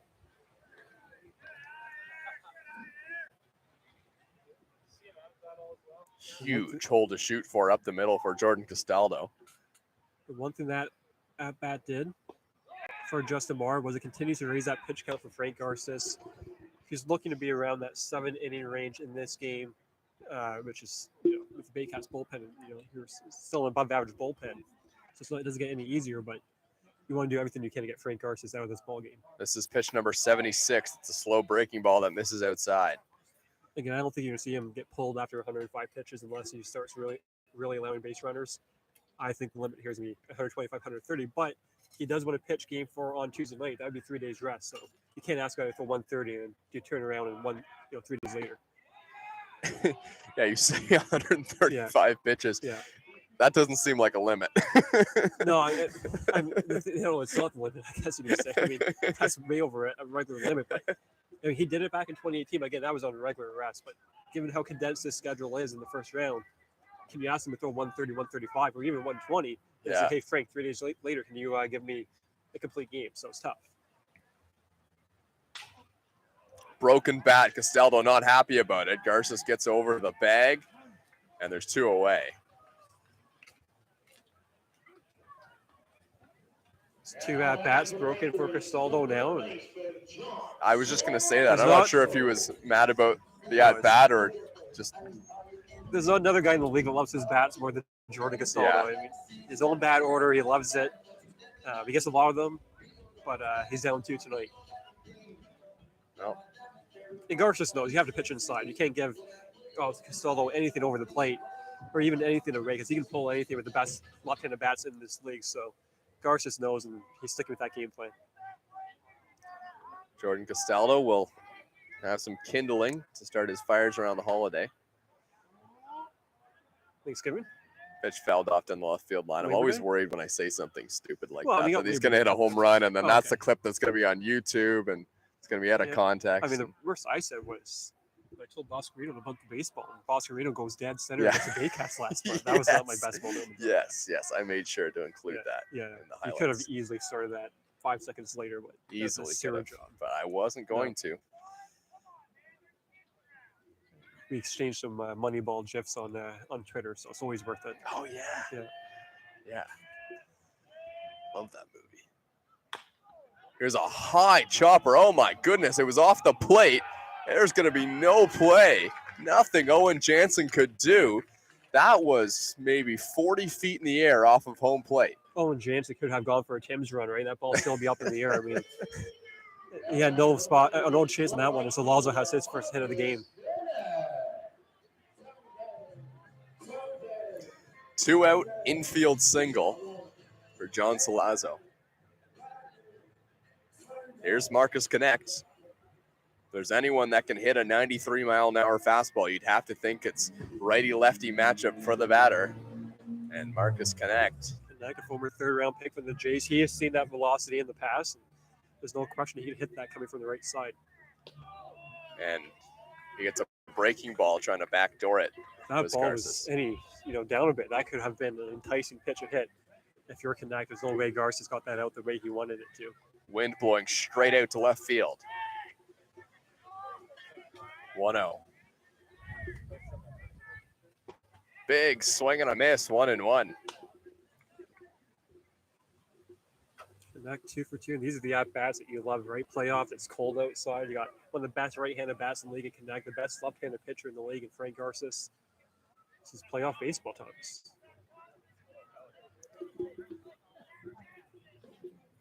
1-1 from Garces. Inside corner. That fastball's got some run on it.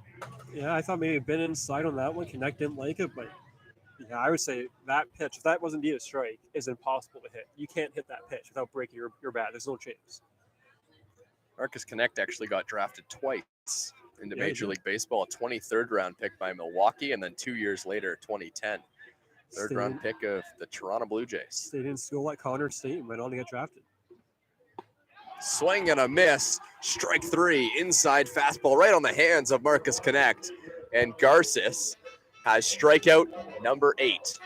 But Toronto Maple Leafs lead by 1. 3-2 over the Barrie Baycats. We head to the top of the 6th inning. This is Toronto Maple Leafs baseball on YouTube. Presented by TD Canada Trust.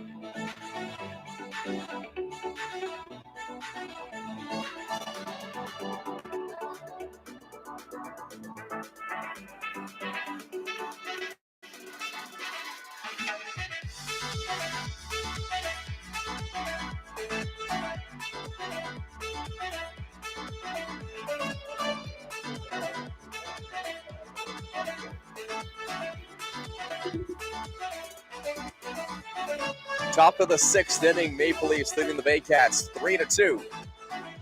Tyler Plumpton is the batter. Angel Castro back on the mound. Another inning of work. Top 6, both pitchers throwing strikes. Castro had a 1-2-3 inning, but he had some defensive help from Jose Vinicio and John Salazzo, who he had like an O'Neill Cruz type throw from third base. There you go. Yeah.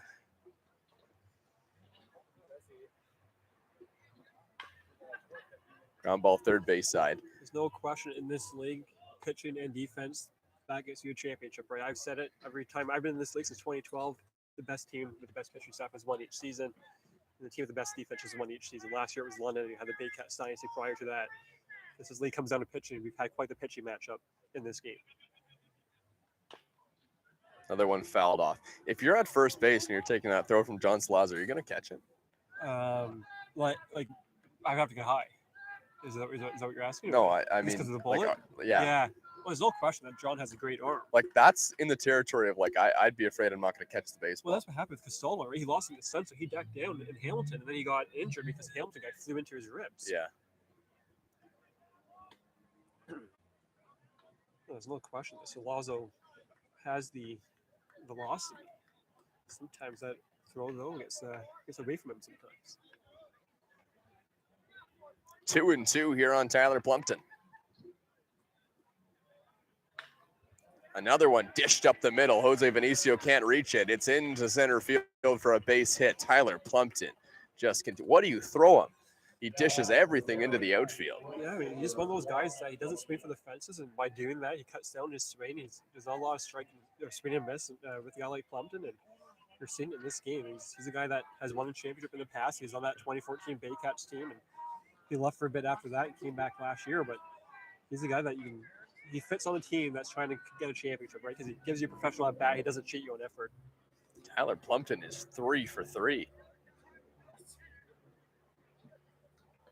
Here's a bunt attempt. Juan Familia is the batter. He bunted right through it. It's strike one. Yeah, that was a bunt to get on base. That was not just a bunt to advance Tyler Plumpton. Yeah. Familia with plus speed was going to force either Justin Moore or Castro on the mound to make a play.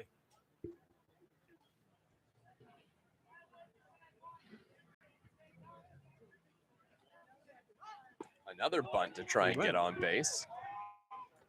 Swung through it in.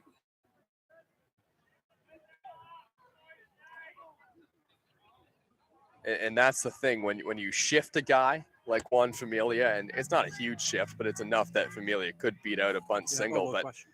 I mean, there's the numbers in play right there, right? Bunts through two, probably won't be bunting, and now the defense can comfortably I'd be shift him to surprised. pull.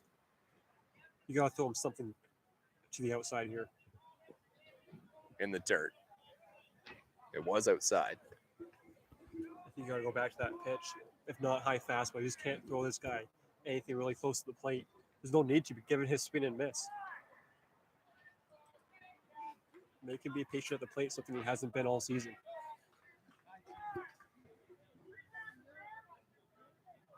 Here's the 1-2.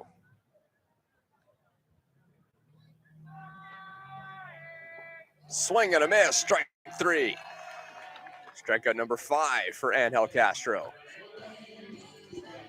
Taking a look around the Inter-County Baseball League, top 6, Welland Jackfish leading 3-2 over the Kitchener Panthers. That first game 1 went Kitchener's way. That could make things interesting.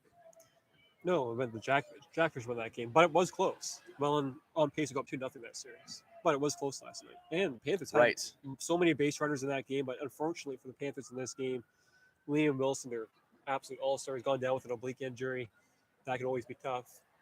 So a tough loss to the Jackfish. You really don't have for Kitchener, who doesn't have the pitching to get it done. They need their offense, and they've lost their best bat. 7-0 London Majors over the Brantford Red Sox. Sounds about right, Thomas.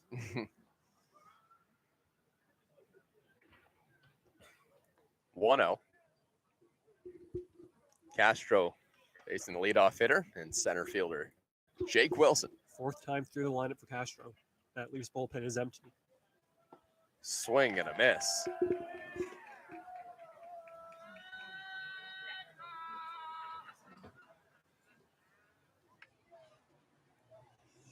Two runs on 7 hits for the Barrie Baycats.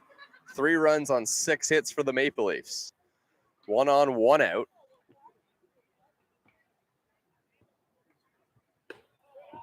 Wilson takes high, 2-1.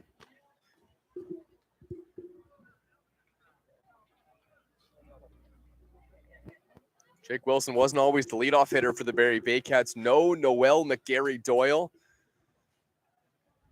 That was a big guy for them in the regular season, a guy who stole a ton of bases as well. I mean, Jake Wilson's among the best hitters in the Inter-County Baseball League, so he'll do just fine. Wilson had offers to play independent baseball. I know that to be true in the offseason. There's teams in the Frontier League, the same league that Takamatsu played in and Malik Williams played in. They were interested, but he stayed home and he wants to continue to play for the Baycats for at least this season. And if he wants to go pro again after this season, he's going to have that opportunity. So he's pretty much an everyday guy for the Barrie Baycats. Appeared in 34 games, 136 at-bats. 316 batting average in the regular season as well. Outside corner, 3-2.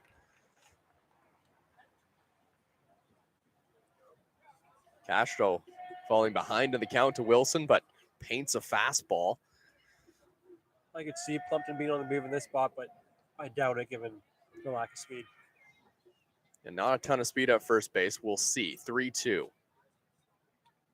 Plumpton not going. Pitch to Wilson, swing and a miss. Strike 3. Castro with 6 strikeouts. Now batting for Barrie. It is interesting at least bullpen is empty. That pitch count, it's over 90 pitches now for Castro. But right now, this is one thing Damon Topley, and I guess now you can say Takamatsu has done. They sometimes pull Castro after 80 pitches, 75 pitches some games because they wanted him to be ready for the playoffs. And he's their horse, and they're letting him out of the barn right now, as Damon Topley said after Castro made his season debut back in July. Swinging ball hammered down the left field line, and it is foul. just foul. That would have tied the game otherwise. Plumpton running on contact. It wasn't feet. It was a matter of inches. You can't see it on the broadcast, but there's no question that was. I mean, it was close, but not close. I mean, there's no one arguing it. It was absolutely a It was a foul ball. But It's foul ball. it was close enough to have the Leafs going after it and trying to at least avoid Plumpton from coming home.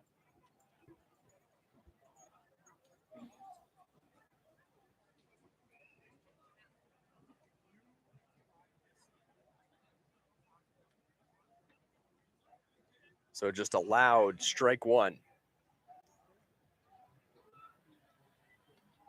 Owen Jansen is the batter. The pitch is high, 1-1. Owen Jansen, talk about a guy like Jansen. It's all about his batting average and the speed, and his ability to play second base, shortstop, third base. But he's got some pop too. He's hit some home runs this season, and he's the guy that can give the Baycats a lead with one swing. And El Castro had a season high of 8 strikeouts in his last start against the Brantford Red Sox. He's only got 6 once. That's what he's at tonight. Pitch to Jansen, strike 2. And that game was an example against Brantford.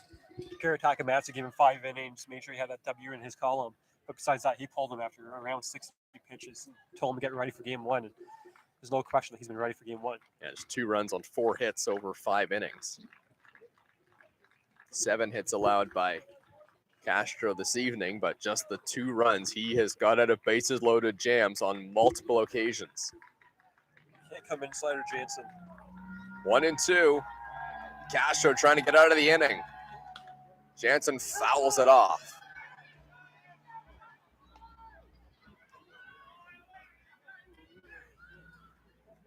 He's got loud all of a sudden, Thomas. Yeah, the Whole the whole ballpark. Because this wasn't those guys down the third baseline making the noise. It was playoff baseball to pits. Maple Leafs fans showed up for game 1 of the playoffs. 1-2 from Castro. They could erupt with a strikeout here. Inside, and that one hit Owen Jansen. Umpire saying it did. Jansen says it hit him. Home plate umpire says no. Hear the umpire telling him to go back. I don't think he's going to ask the other umpires. I guess he does out of courtesy, but Sure. he did tell him to go back originally. So I'd be surprised if he tell the manager to go back that you're overturning the call. But we have no idea what. Owen Jansen's going to head down to first Well, yeah, that base. makes sense. But Yeah. although Plumpton might want to head down to second to help out the cause, but we have no idea Right. up here if that hit him or not. Right. Time is called. No damage could be done. Yeah. We have really no vantage point on it from up here. I mean, just to please the home crowd will say, "Oh yeah, that absolutely did not hit him," but no, see, I was right. It absolutely did not hit him. We'll just have to trust the umpire's call. Owen Jansen was very adamant about that ball hitting him. You see it in this league, though. Some guys, try Yeah. I mean, why not? At worst, it's a ball. So Yeah. you don't want to gain that reputation, but No, more often than not, if you're that adamant about it, you felt something. they can come up here if they want. The umpires can come up and we can show them the broadcast setup and And go back in time. they'll be like, yeah, guys, it's inconclusive. I think that's gonna be the end result. Yeah. But Jansen, he's not. I mean, yeah, he's on base, but he knows what he can do here in a 2-2 count. It's a big pitch. It's just outside, 2-2. And now ball in the gap ties the game. I believe that's 3-2. That's 3-2, yeah. Yeah. Although Matt was yelling at ball 4, but I mean, sometimes it's tough for everyone to tell here at Chrissy Petz what the count may be. But Plumpton does run on contact on a 3-2 count, or he's right on the pitch. So the ball in the gap does tie this game.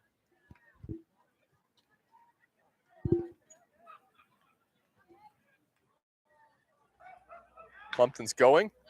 Ball hit on the ground. Good stop by Jordan Costello. Sprints to first base and wins the race. And El Castro is through 6, just allowing the 2 runs. And only those 2 runs coming in the second inning. He's been an escape artist at times and just pitched well at times as well. We head to the bottom of the 6th, 3-2 Toronto Maple Leafs over the Barrie Baycats. This is Maple Leafs Baseball on YouTube, presented by TD Canada Trust.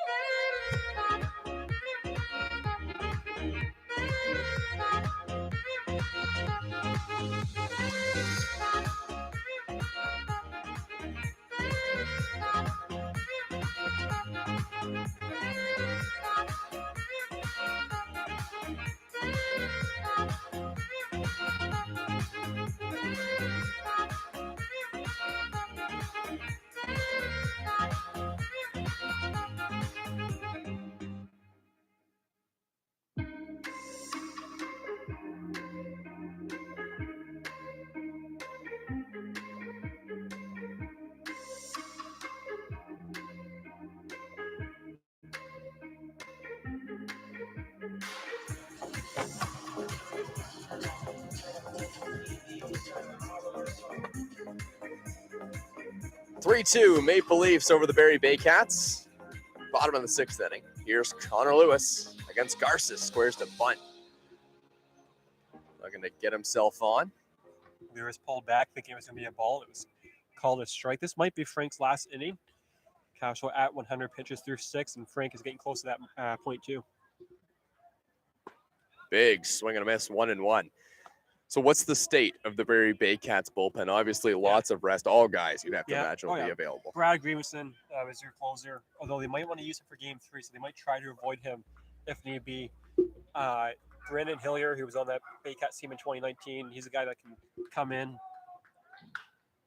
Hit in the air, not particularly deep. Coming in as Familia now, he drifts back, makes the catch, one away. If they want to get a bit dicey, but potentially play the matchups with lefties, they do have 2 lefties, Aiden Russell and Riley Hoover. Hoover's coming off a really tough season, but lefty on lefty, you never know what can happen. So they got some guys, but there's no question. It's not as though you go to a guy in their bullpen and it's game over. They don't have a guy like that, but they do have guys that can keep you in the game.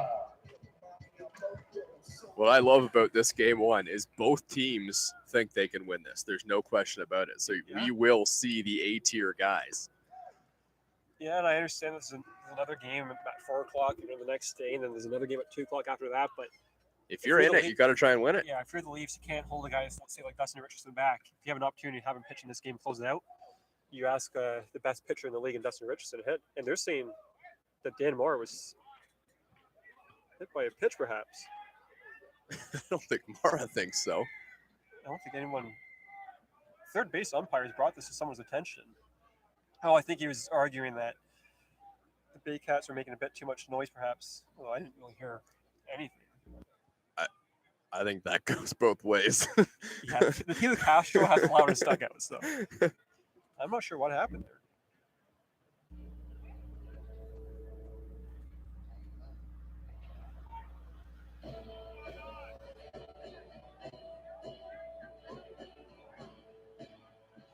They got Baycats bench coach Andrew White pointing something out.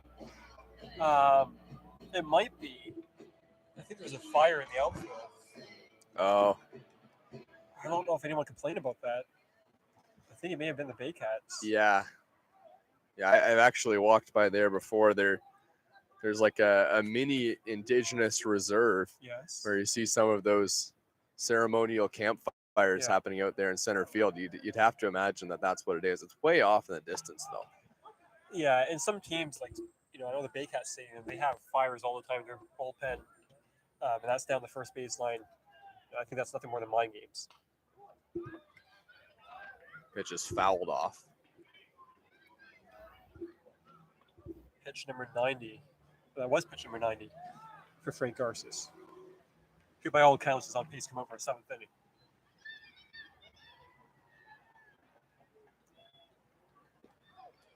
Pitch is in the dirt. 3-2.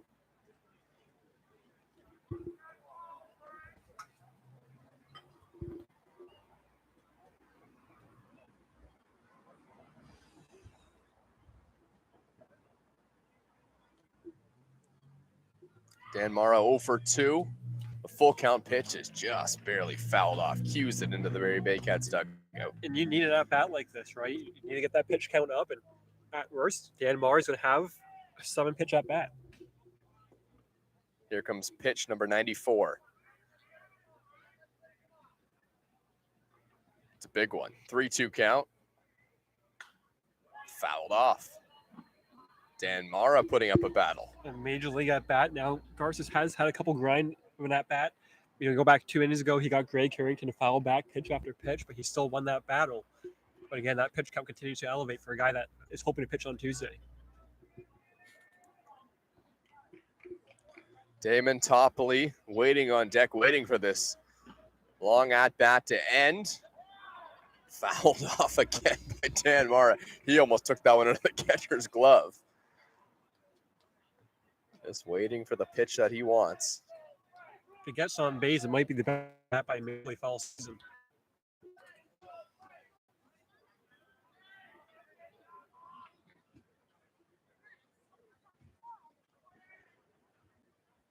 Another 3-2. Breaking ball high, ball 4. Dan Mara, a Warrior, heads down to first base. Here's Topley. And I expect Dan Mara to take off in this at bat, stay on the double play. Dan Mara has attempted 2 stolen bases against the Baycats this season. The first one he got, he still successfully. The second time, not only was he thrown out, but he popped his hamstring on the play. Tyler Plumpton is a throwback catcher behind the plate. He has the ability to throw guys out at any point. But I'd still send Dan in this spot, stay on the double play, and ask Topley to give you a base hit to extend this lead, instead of asking him to get a ball in the gap or perhaps a home run. Having a runner on first base is an advantage for Damon Topley just because he loves to go the other way. Gives him a little bit more real estate on the right side. Yeah, there's no question. Topley's one of those guys that can give you a professional at bat. 240 batting average this season. In 25 games. That's more than Damon Topley usually plays. 1-0, 2-0. Another fastball for a strike.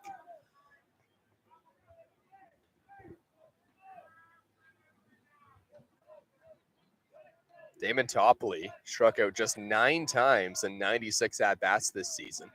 See if he can put the ball in play here. Here's a throw to first base. Just checking in on Dan Mara. Pitch number 98 coming up. So outside of, potentially grounding into a double play, I think this might be it for Frank. I mean, his pitch count's getting up there, as it is for Castro. See if Mara thinks about going. Could almost bet on Topley to put one in play. That one's just inside. That is a wild ball. David looked back for a call. Topley had 23 hits this season, 1 double, 2 home runs. Probably thinking the other way here in a 2-strike count against Garces. There goes the runner. Topley interferes with the catcher, Tyler Plumpton. Runner's out at second base. It'll effectively be a double play to end the inning with Greg Carrington leading things off in the bottom half of the 7th. For now, we head to the top of the 7th. The Barrie Baycats coming up. It's a 1-run ball game at Christie Pitts. Thomas West and Ryan Eakin here with you. 3-2, the Maple Leafs lead over the Barrie Baycats. This is Toronto Maple Leafs baseball on YouTube, presented by TD Canada Trust.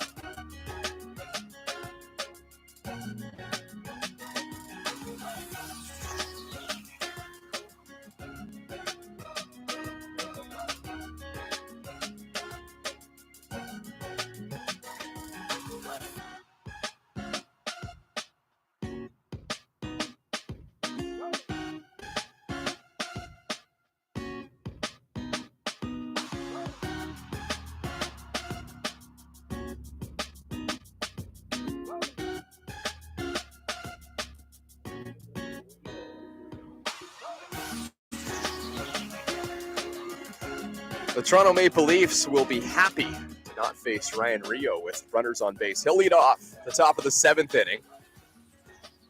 With that being said, a guy who can get on base. Here's Angel Castro out for another inning, pitch count at 101 pitches. Yeah, and this is the 4th time through the lineup. 5th time through the lineup. Hold on. Yeah, 4th time through the lineup. 4th time through the lineup, yeah. Nope, 5th time through. Yes, 4th time through the lineup. Yes. What are you on about? Point streak was throwing me off, but yeah. And so it is interesting. I mean, everyone always says, baseball nerds and the Moneyball guys always say, 3rd time through the lineup, get the guy out. But Castro, here he is, 4th time through the lineup, and he's still plugging along. Fouled straight back. Good commentators say you should score the game yourself on a piece So of paper. I would love to do that, and I have one. I actually, the Baycats gave me one last season, but the issue with that is sometimes I get pulled aside sometimes. Yeah. And that throws me off. I didn't know what the skunk thing would be up to tonight. And thankfully, I think they're afraid of the cold.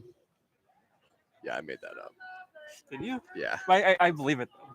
So I'm going to go with it. 2-1. Castro to Rio.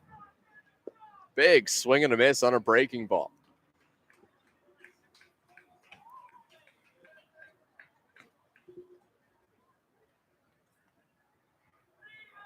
Two.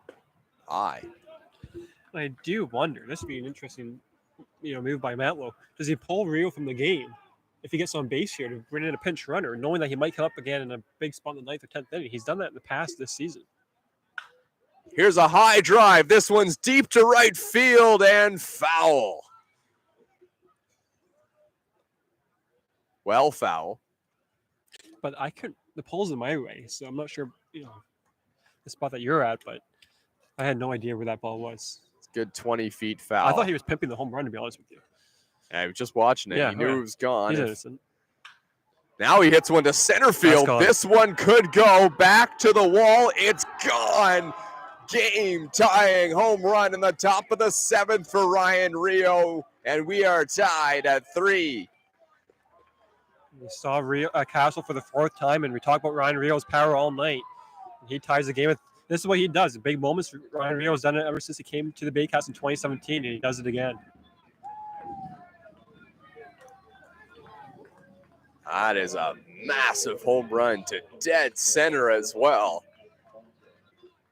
It's not easy to go dead center in this stadium, or this ballpark, I should say, but Rio did it, and he did it last time too, so no question the power. That Leafs bullpen remains empty, which is a bit surprising, given the pitch count and the fact that Castle just got absolutely smoked with a ball dead center.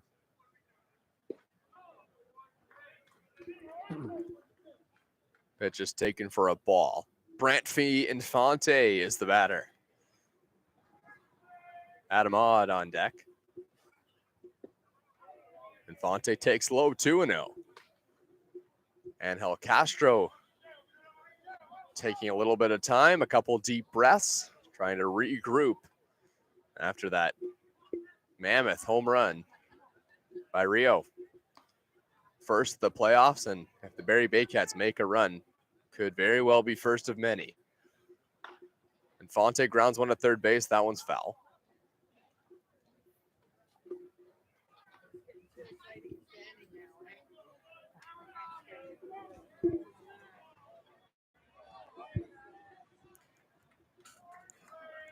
One-two to Infante, way inside, 3-1. And Brampy has plus speed if he gets on base. This inning becomes a real inning, potentially a big inning for the Baycats. Yeah, that plus speed demonstrated by 15 stolen bases in just 17 games in the regular season by Infante. Inside ball 4, he heads down to first base. Angel Castro visibly frustrated with himself after that pitch. And you got to get somebody up in this bullpen. I mean, he's well over the pitch limit now. Now batting for Barrie, the first baseman, Adam Odd.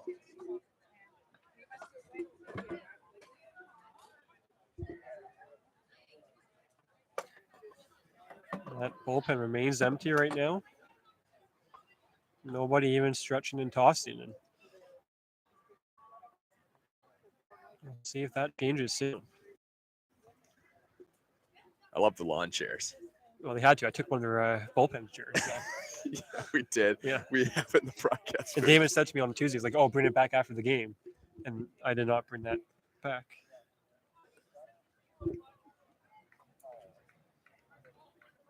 This is Adam Odd. Odd's 0 for 2. Throw to first.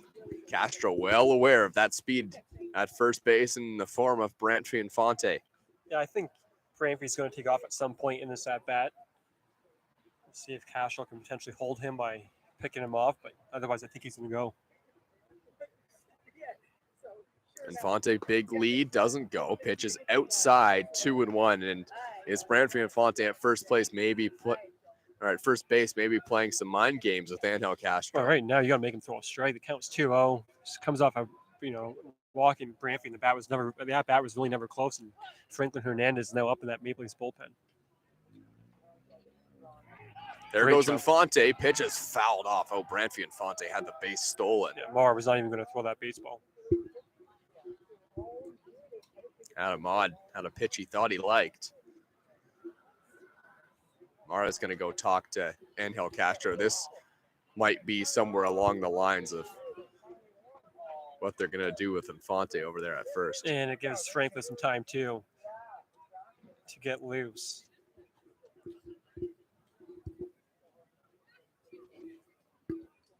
And now we see a little bit of action in that Toronto Maple Leafs bullpen. He's at 116 pitches.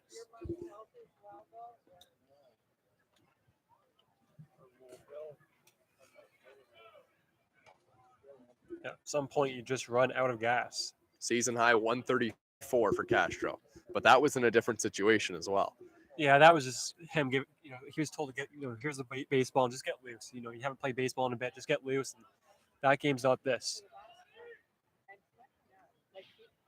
Throw to first. Castro does not want Brantford Infante to take second base. He's going to do all he can to try and hold him on, but he's still got a batter and Adam Odd to worry about at the plate as well. 2-1. Look in. Castro toes the rubber. Long wait. The pitch. Infante not going. Ground ball. This is just going to be the one. Mara throws to first. So Infante moves up to second base. There's now 2 away. But with the speed of Brantford Infante at second base, all they need is a single to take the lead. Do the Barrie Baycats. Yeah, base hit by Anderson or perhaps Tyler Plumpton. If Anderson gets out, it's going to be enough, especially with 2 outs if it was Plumpton, or I should say Brendan Coley, to give the Baycats the lead, given Brantford be off on contact. But no question, a base hit here gives the Baycats the lead. James Anderson is the batter. He's 1 for 3 with a single and a strikeout. Also scored a run. Here's a ground ball to first base. That one's going to stay fair. Jordan Castaldo does a good job to hold it inside the line. And now there's 2 away. And what I thought was interesting on that pitch is Brantford Infante was going back to second base. Yeah. Angel Castro faked him back. And now it's just up the biggest at bat of Brendan Coley's IBL tenure. He's in his first season in the IBL. He was with the U of T last season. He was an all-star in the OUA, and now he has an opportunity to tie the game, if not give his team the lead against the ex-big leaguer. Young player from Markham, Ontario. Coley trying to give his team a big lead in game 1. And he had a hit. He has a hit in this game. He had a nice hit in the second inning. Yeah, 1 for 3 today. Also scored. Has some exit velocity on that one, too. Was not a cheap hit.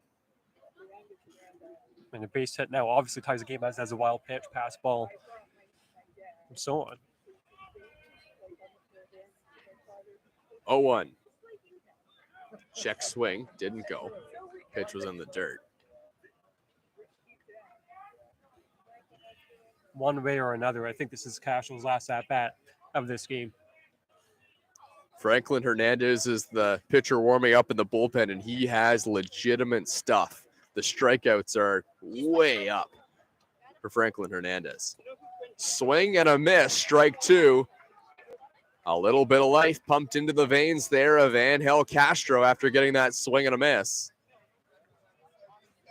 And you have to, in my opinion, go slider array and just hope that anything down low in the dirt your catcher can block. This is a big pitch in the top of the 7th inning. Runner at third base. Coley's the batter. 2-1 count. Swing and a miss. Strike 3. Tag applied by Justin Mara. Angel Castro gets through 7 innings.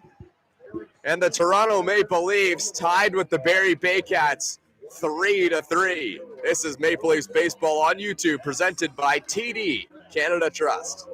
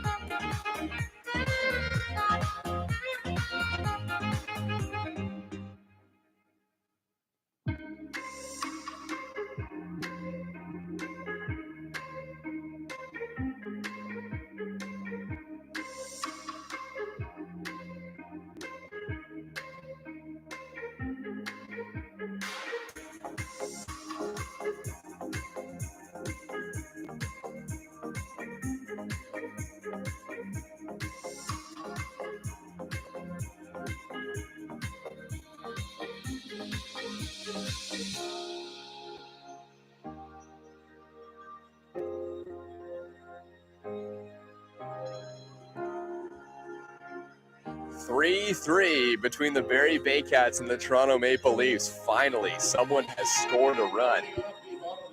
Got to go all the way back to the 2nd inning where that run was scored. Maple Leafs got 3 in the first. This has been a ball game. This is playoff baseball, man. This has been a ball game. This is baseball at its best. This is as real as the season gets. Well, I mean, the regular season is what it is. It's why sometimes we just get into the gantry and all that kind of stuff. And keep the people entertained through the dog days of the season, because the regular season in this league, every team makes the playoffs. And, you know, it is what it is. The season's dragged out, but there is no question that playoff baseball in this league is as good as it gets. And sometimes, most of the time, it's the 2nd round, 3rd round, you really get going here. But I'm not sure what's happening here. Outside of multiple players being on the field at once. I think Carrington's just asking Rio and Matt how's his day going. I just don't know why the Baycats manager's talking to them. I mean, also they're looking for something. Guys, the Skunks aren't here. It's a good thing. I think the Skunks are living rent-free in their head. Oh. I had a couple of guys ask me, like, talking to Green, saying he's asking for the Skunks. And, Is it a skunk? Because I mean, if it is, it's not on the field, right? So we're going to just chase around Skunks all game? okay, this is kind of interesting. Is that Ryan Rio that's going down the line there? Ryan Rio is not going to do anything about Skunk.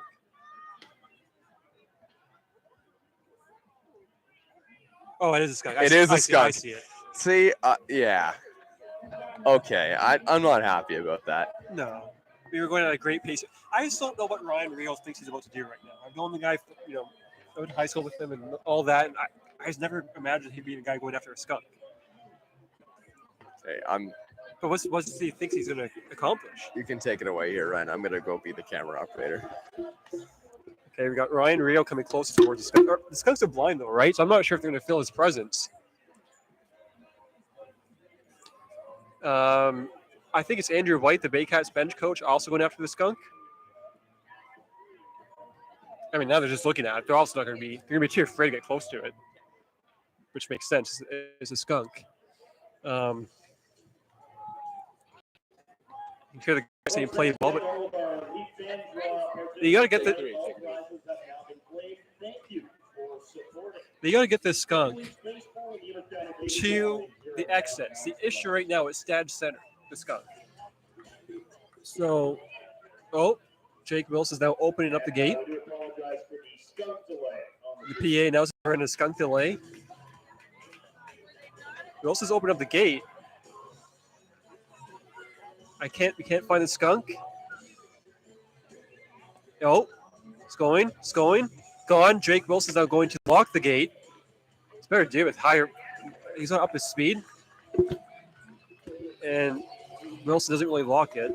Okay, now you got multiple players going to the back, including John Solazzo, who is due up at some point he could be up, so he really has to get going here. I'm not sure what he's trying to do.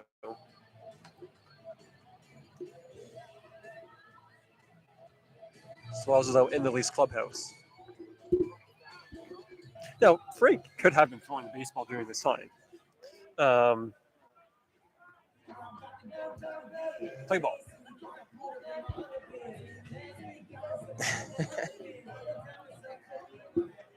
We're underway in the bottom of the seventh.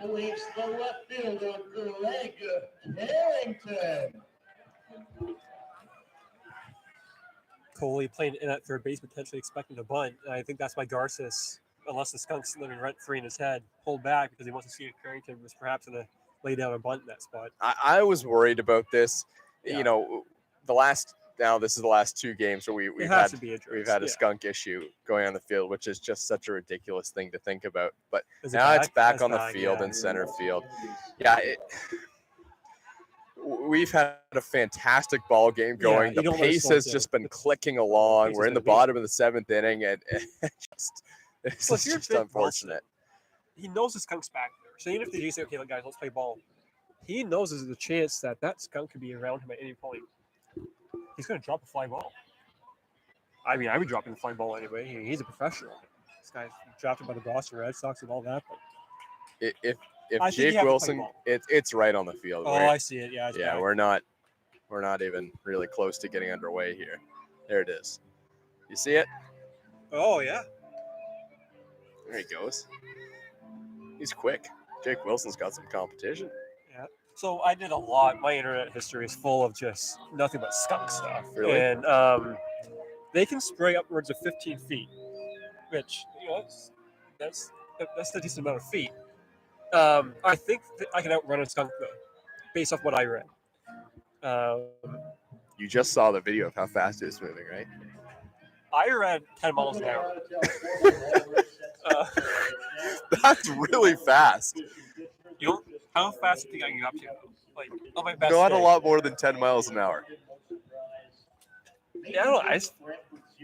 That's a lot. Yeah. 10 miles an hour? That's quick. Yeah. They now move the skunk towards the third base line. At least it's just one for now. I'll say this: Franklin Hernandez. Yeah, that's the other issue. Franklin Hernandez is definitely up in the Maple Leafs bullpen. He's ready to go. But yeah, the issue is you're going to be seeing skunks soon pop their heads through the press box. So you lied to me when you said that it's too cold for the skunks tonight. That was a lie. Wow, if the skunks hadn't come out, you would have been. We would have felt fine the entire time. We would have been fine. Yeah. Okay, here we go. Baseball, playoff baseball, 3-3. Top. Crazy. Carrington trying for a bunt single. It's a pretty good one. Race to first. And just beating him out is the first baseman. Carrington laid down a pretty good bunt, but Adam Odd was just too quick to the bag. Yeah, Carrington for half a second kind of froze. I think that may have made too much of a difference. But either way, one out. You can't blame Carrington, lefty on lefty. Garces has had his number all night for trying that. Here's Benicio.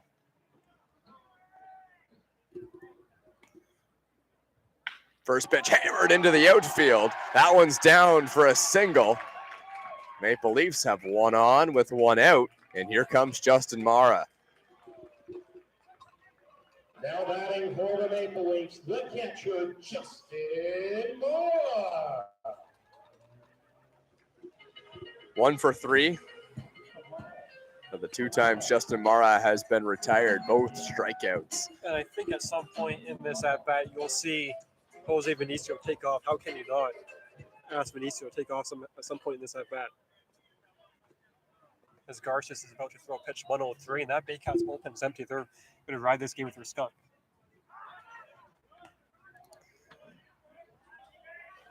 Throw to first base, Benicio back easily.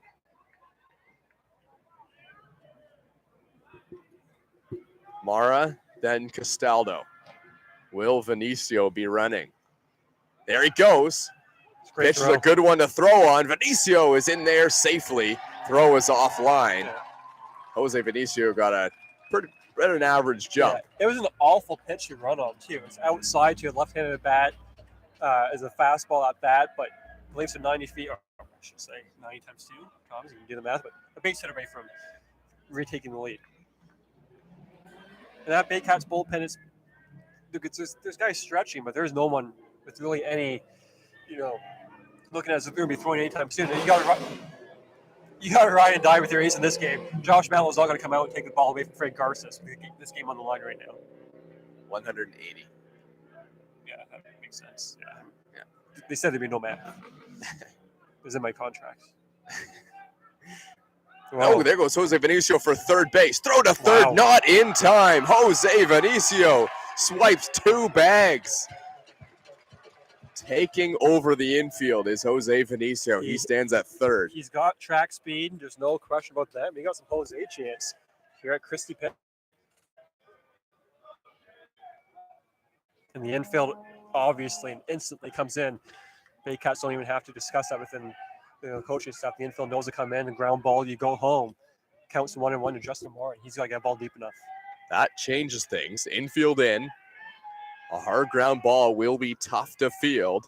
Mara can put some juice on it. He hammers one to third, and that one's through. Jose Benicio's going to score. Justin Mara with an RBI single, and the Leafs take the lead. We say, I say in this league all the time. I mean, Noel McGarry-Dole, he comes up to bat, he gets a base hit. That's almost a triple. Yeah. Jose Benicio, these are guys with track speed, Malik Collymore and Guelph. And Jose Benicio, he's an absolute game changer. He's a slick baseball player, Thomas. That was just outside the reach of Brandon Cawley, and if he had been playing back 10 steps, that would probably be an out at first base. So you can't, 100% correct, but at the same time, that was the right call, I think, by the Baycats to come in. You have to. No, there's no question. That's the first run since the first inning for the Maple Leafs. You talk about playoff baseball game here. This is baseball being played in the IBL at its highest level. Jose Benicio with an animated reaction crossing home plate on an RBI single. And, the atmosphere is different. There goes Justin Mara for second base. The throw is in. Not in time. Justin Mara gets under it. I don't think that was even all that close, to be honest with you, just because of that bounce in the last second. Yeah. And Justin Mara, this is a guy that's quadrupled his stolen base total this season. This is a guy that has not run in the past. And he runs there, and Angel Castro is making some noise. Yeah, that Leafs dugout. The throw took a high hop. It was totally in time. And Jordan Castaldo he's had a brutal night at the plate. I mean, he's got 2 broken bats. You know he's going to be all moody about that, but that he can be all, his mood can be turned around with one swing here and extend the Leafs lead, because boy, does that need to be extended. Absolutely. Look at the gap in right center field as well. Castaldo hits it. It's into the outfield. Justin Mara is getting the wave. He's coming home. Here's the throw. The plate. It gets away. Justin Mara scores. The Leafs take a 5-3 lead. And I said it, Jordan Castaldo, he's had a tough night. He's got 2 broken bats. But in the clutch moment, there's not another guy in the last decade in this league that you'd rather have up. He's a cold-blooded assassin. He did it for the Baycats for 10 years, and now he's doing it for the Maple Leafs. And that play was close to the plate, by the way. That didn't take a bad hop of the mound. Justin Mara's up by a mile. When you were making the call, I was saying don't throw it. If I was Hack Matthew, I would have been holding Justin Mara at third base, but that's why Tax, an experienced vet in the manager position. He knows what to do. Frank Garces finds himself at 107 pitches and now trailing the Toronto Maple Leafs by 2 runs. And Evan Souls instantly gets up in that Baycats bullpen. This game's turning into an instant classic, Thomas. And this is big because Frank Garces is the guy. This is the guy that you need to win games with if you're the Barrie Baycats. Now, this one's still close, and we're just in the bottom of the 7th inning. An 8-run lead here at Chrissy Pitts is not safe by any means, but the Baycats have to win this ball game. I've said that. I think the Leafs are playing with house money. You lose this game, you go back to Midhurst game 2. There's a chance, given what the Leafs may or may not deal on the mound, that you can win that ball game. The Baycats, you have to take both games 1 and potentially game 4 with Frank Garces. That's your path to victory. So a bunch of lefty-lefty matchups other than Jose Vinicio, and they've cashed in a couple runs for the Toronto Maple Leafs. Pitch is high to John Salazzo. I don't see Castaldo taking off here at second base. Obviously, everyone knows he's not playing at 100% health. As Frank Garces is about to throw pitch number 110. Here it comes. It's in there for a strike. And the Leafs may ask for a 6-out save from Franklin Hernandez.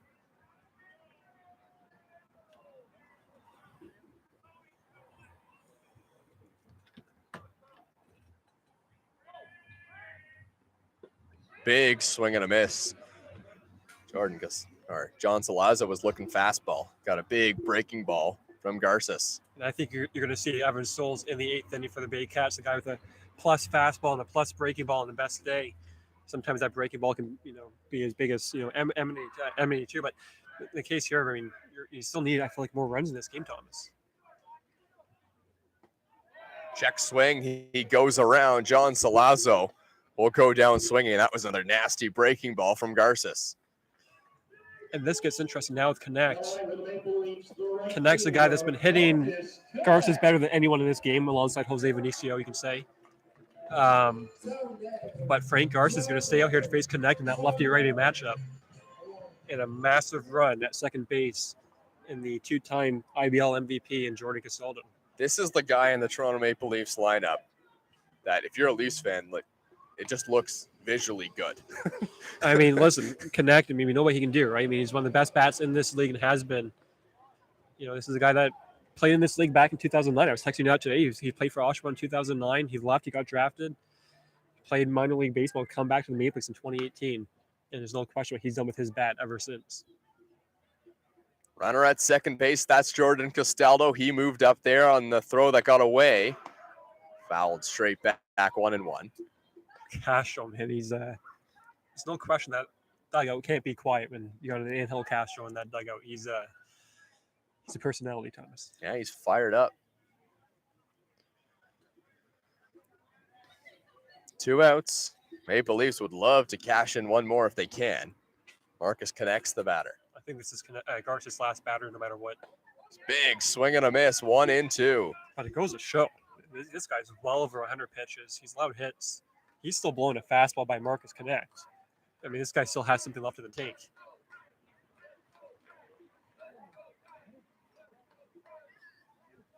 One and two. Big pitch here from Frank Garces, trying to limit the damage. Here it comes. Fouled straight back.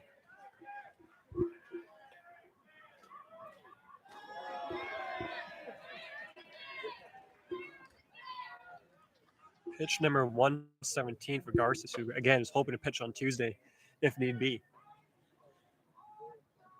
That would be 3 days rest. Jose Vinicio singled, stole second and third, and then scored on an RBI single. Pitches up and away, it goes to the backstop. Jordan Castaldo will move up 90 feet. And that makes a difference, right? Because now you're another pass ball, wild pitch away from having Castaldo come in. And now a base hit was not a lock that Castaldo, given he's not at 100% health, upper body, it's not a lock he comes home. Now it's a lock he comes home on a base hit.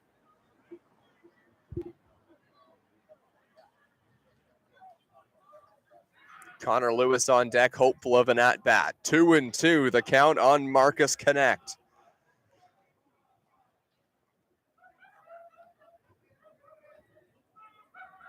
Connect, pops it up. This one's on the infield. Adam Odd over, makes the catch. And the inning is over, but not before the Toronto Maple Leafs tack on a couple more runs to answer the one that the Barrie Baycats had in the top of the 7th inning. This is Toronto Maple Leafs baseball on YouTube. 5-3 Maple Leafs over the Barrie Baycats. Maple Leafs baseball presented by TD Canada Trust.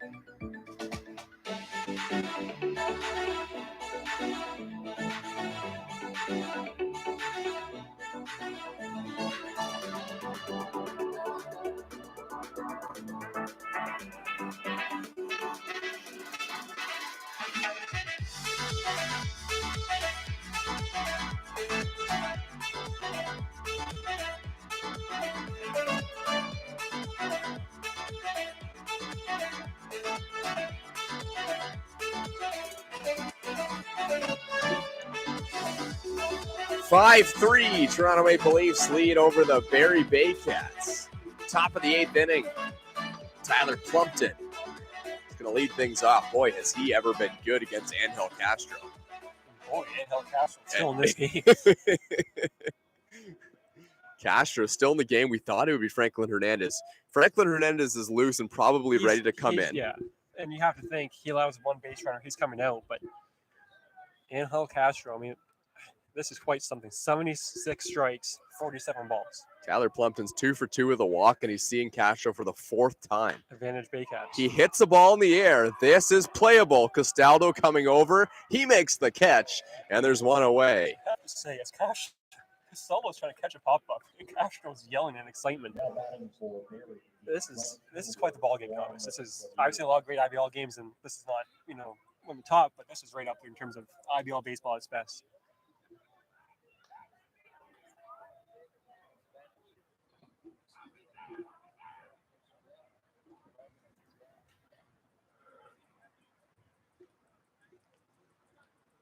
So one away.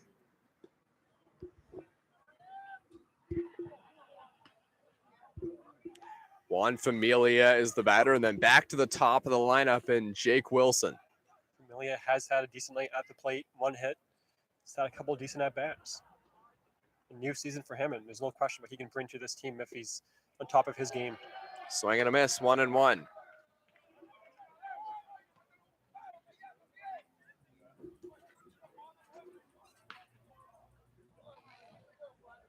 I do wonder in this game, they're not even telling Castro how many pitches he's at. They might just be saying, are you fine? And he's absolutely going to say, yes, this is an iconic performance here from Angel Castro. Swing and a miss, strike 2. And the Leafs have always wanted a guy like this. They never invested the money in the Dominicans to bring them in, house them, and everything like that, but other teams did. And now Angel Castro is doing what Damon Topley has wanted for many, many seasons, an absolute ace on the mound. Shout out Justin Cicatello too from Buffalo. I mean, we love the guys from Buffalo, but yeah, Castro's he's something special. Swing and a miss, strike 3. And now Castro has 2 away in the top of the 8th. And Jake Wilson is about to see Angel Castro for the 5th time. Jinx. And Jake Wilson, if he's something the plate. He's swinging first pitch. This is pitch number 129. It's fouled back. Claudio Custodio and Guelph is saying, so what? Right? That's the guy that throws 140 and he says, okay. Is that supposed to impress me? But this should impress a lot of people tonight. Win or lose, what Angel Castro's doing right now for the Maple Leafs. The 0-1. Inside corner, 0-2.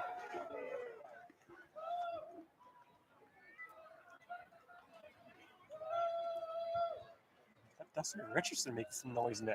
He's not as loud as Angel, though. And how will be, depending on how this next pitch goes. Paused him. Up and in. Had to reach back for a little extra there. You see it on the ticker. 131 pitches from Angel Castro. Wow. And it's one thing to do that in the regular season. He's done that. We get it. The quality of pitches, the effort. This is not an easy 131. The 1-2. Swing and a miss. Unbelievable. Strike 3. Angel Castro is on another planet right now. Over 130 pitches. He is through 8 innings. Let him ride. Will we see more? But first, the bats of the Toronto Maple Leafs coming up. 5-3 Maple Leafs on a historic pitching performance from Angel Castro. This is Toronto Maple Leafs baseball on YouTube, presented by TD Canada Trust.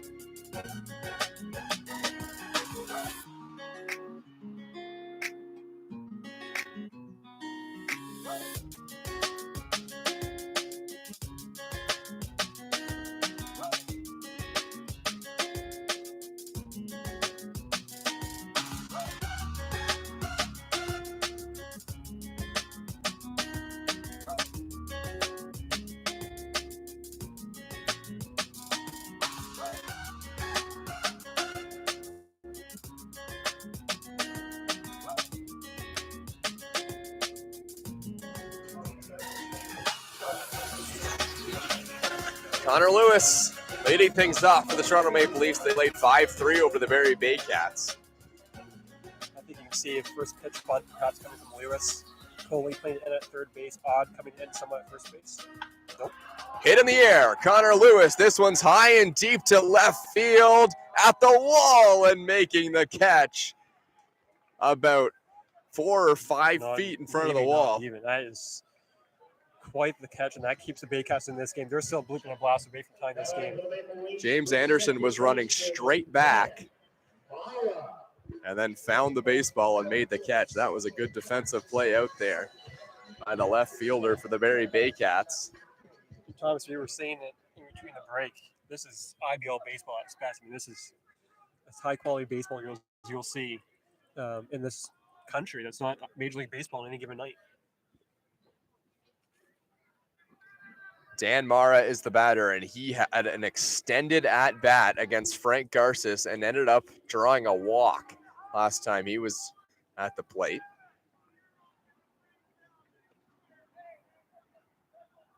.121 pitches coming up for Frank Garces.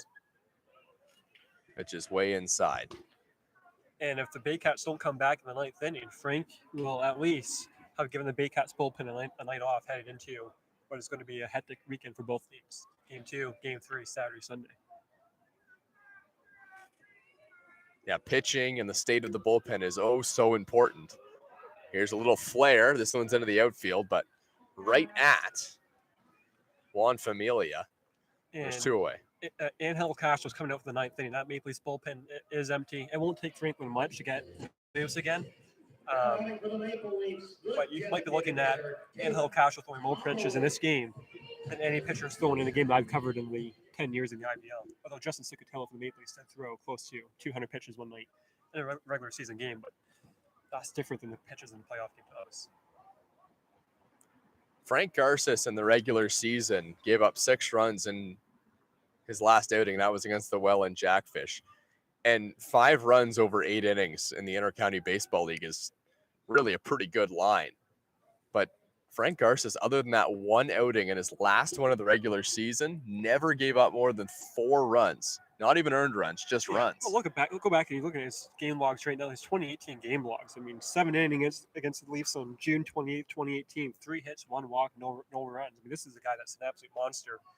But again, I was talking about it to some of the guys prior to the game. I said, he's not pitching at home. This is Christie Pitts. The stadium's different. The mound's different. The distance of the fences, the crowd. This isn't the friendly confines of Coates Stadium. This is or Vintage Stone Stadium. This is Christie Pitts. The only home run of the ball game was the 3-3 game-tying home run by Ryan Rio. Pitches over the outside corner to Damon Topley. Count is 3-1. And if the Leafs can't add to their lead, Owen Jansen gets on base, Ryan Rio will be swinging for the fences for the Baycats to tie this game up. Absolutely. Ball fouled back. And that's when Angel Castro he's really in his zone right now. There's no question about it. But Ryan Rio has seen Angel Castro really well in this ball game. Yeah, both those things are true. I mean, Angel Castro's a monster right now, but Ryan Rio can swing it. And so can Owen Jansen get on base for Rio, but that's going to be the biggest at-bat in the game to get Jansen out so that Rio comes up. He hits a home run, and that doesn't mean anything. 3-2 to Topley. Foul back.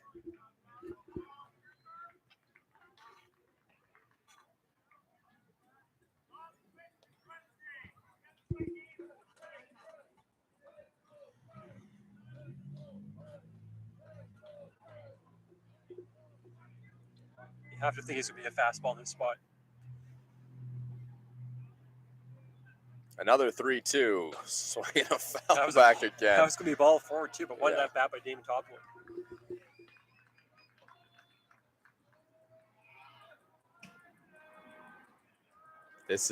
I was pitch number 130.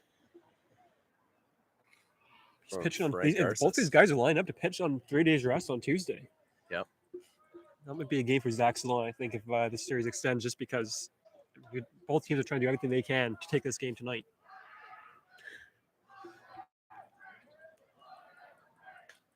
Topley fouls it off, and he shatters a light fixture.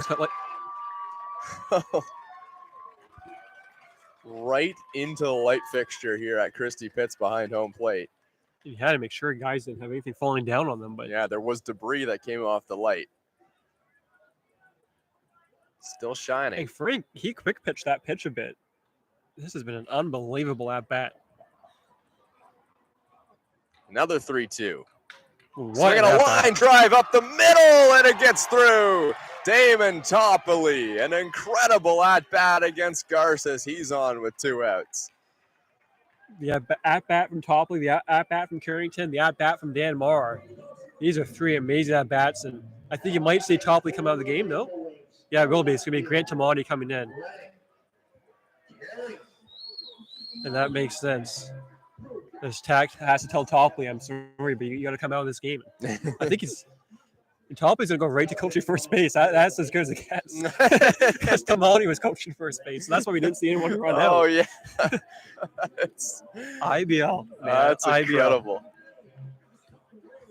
I thought maybe he just needed a break after that at bat, but no, he's coaching first. I don't expect Tamati to still at this point, but a ball in the gap obviously brings home Tamati. Running on contact, 2 out. Another tough matchup, lefty-lefty. Carrington's the batter. Coley's playing back. He want to lay down a bunt.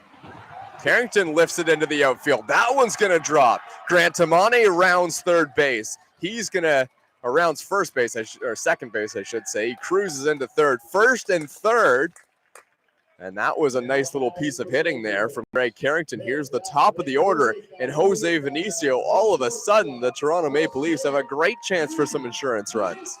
And it brings up the man of the last hour, really, for the Maple Leafs, not the Baycats, excuse me. Jose Vinicio, what a night he's had. And we haven't mentioned it much, but he can lock up Penny's player of the game with a massive base hit here. But what an at-bat this is going to be. Well, what about Angel Castro, though? Oh, yeah, sorry, yeah. Yeah. Sorry, Jose, don't listen back to this. Sorry, yeah. It's not even close, actually, yeah. If Castro can close it out, yes. I don't know if it'll be Angel Castro. I think it has to be. I want to go to Penny's with Angel Castro. I'm just saying, money on him. Carrington has to take off in this spot because I don't think Plumpton's going to throw down. There he goes. Vinicio chops it foul. Interesting. A pitch way in on his hands. Yeah, I don't think Plumpton has any interest in throwing down. If he throws down and gets him out, the inning's over. But if he doesn't do that, then Tamani goes home and it's 6-3 Maple Leafs. So I'd take off again if I'm Tamani. Just make sure that when you take off, there's not going to be a pitch out by Frank Garces or a pickoff play.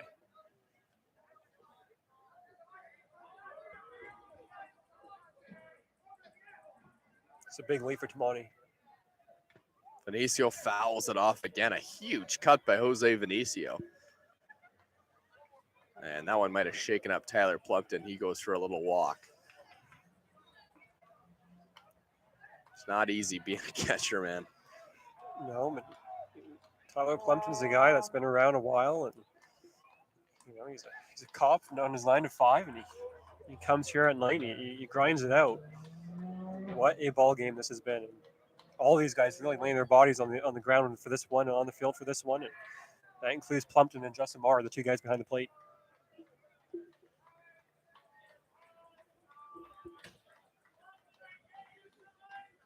One and two.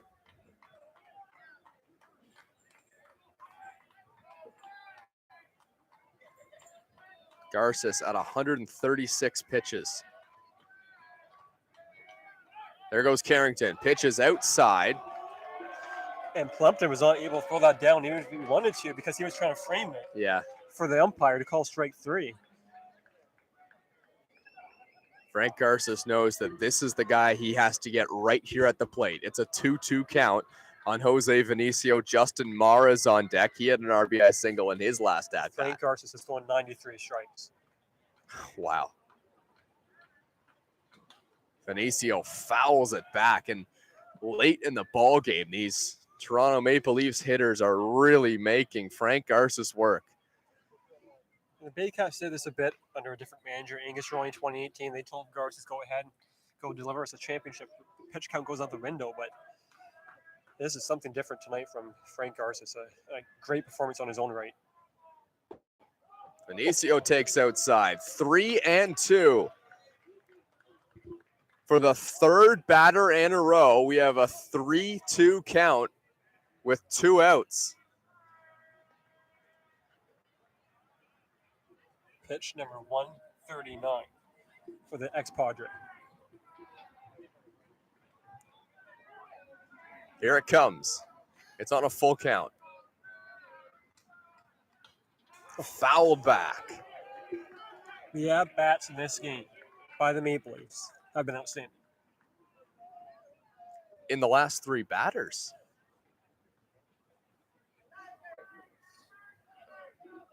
Oh, I should retract that as well. Greg Carrington actually swung at the first pitch. But Damon Toppoli had a long at-bat on a 3-2 count. Jose Vinicio is doing the exact same thing.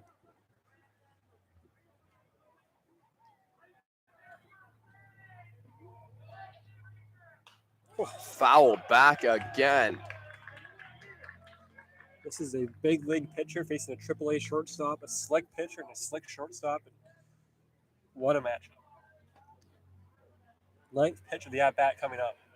Greg Carrington's at second base. Damon Toppoli was pinch run for by Grant Tamane, who stands at third.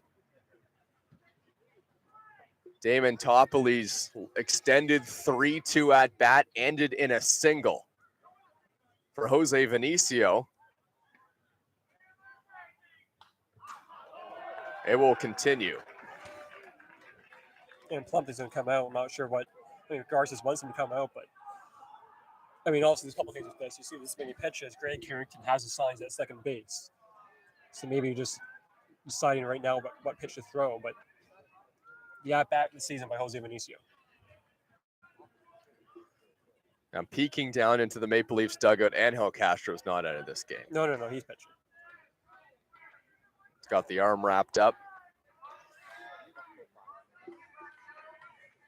Here comes another 3-2 pitch. Over 140 pitches now thrown by Garces. Fouled off. Unbelievable, Thomas. This is one of the better at-bats I've seen in all of baseball on all the levels this season. Yeah. This is the IBL at its absolute highest quality. Here comes 144.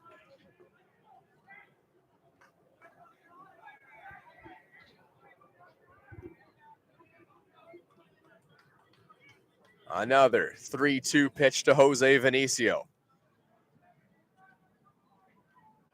Swing and a miss. Strike 3. And finally, Frank Garces gets him swinging. Boy, an inning that looked like nothing and then looked like something with 2 outs. And then literally and figuratively, Frank Garces pulls the string on it. And the Maple Leafs will take a 5-3 lead. Angel Castro is coming back on the mound. Once again, this is Maple Leafs baseball presented by TD Canada Trust.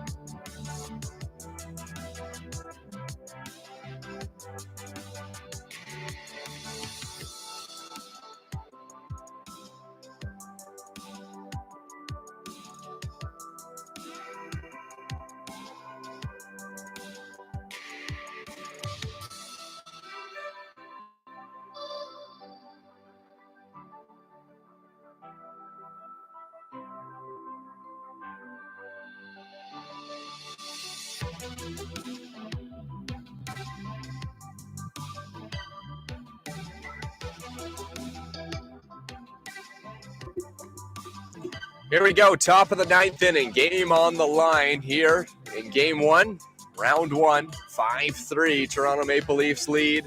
Angel Castro is back on the mound in the 9th. You have to get Jansen. You can't allow Rio come up as a tying run. And get Owen Jansen out is no easy task. Jansen is 1 for 3 in this game with a hit by pitch. Season high 9 strikeouts for Angel Castro. Pitch is low, 1-1. Franklin Hernandez up in that bullpen if needed. Dustin Richardson on the bench right now for the Maple Leafs. So this is Castro's game to close with Franklin Hernandez. This is by far the longest outing innings-wise that Angel Castro has gone this season. Big swing and a miss, strike 2.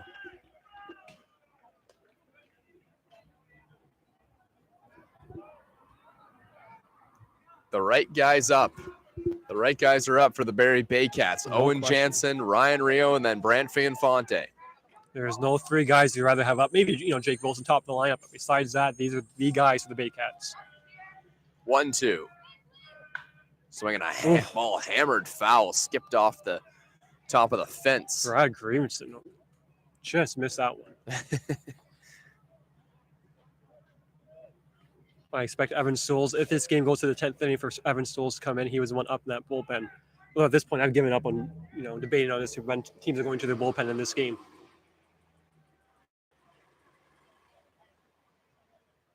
Castro. On pause. Long wait. Really long wait. 1-2. And a hit him. Man. Owen Jansen will head down to first base, and Ryan Rio is going to represent the tying run at the plate. And that's going to do it for Castro. They don't want him to see Ryan Rio again. I think he would have stayed in if he got Jansen, but hits him on a 1-2 count. And that's a pitching performance of all pitching performances from Angel Castro. He will exit to a huge ovation here at Christie Pitts.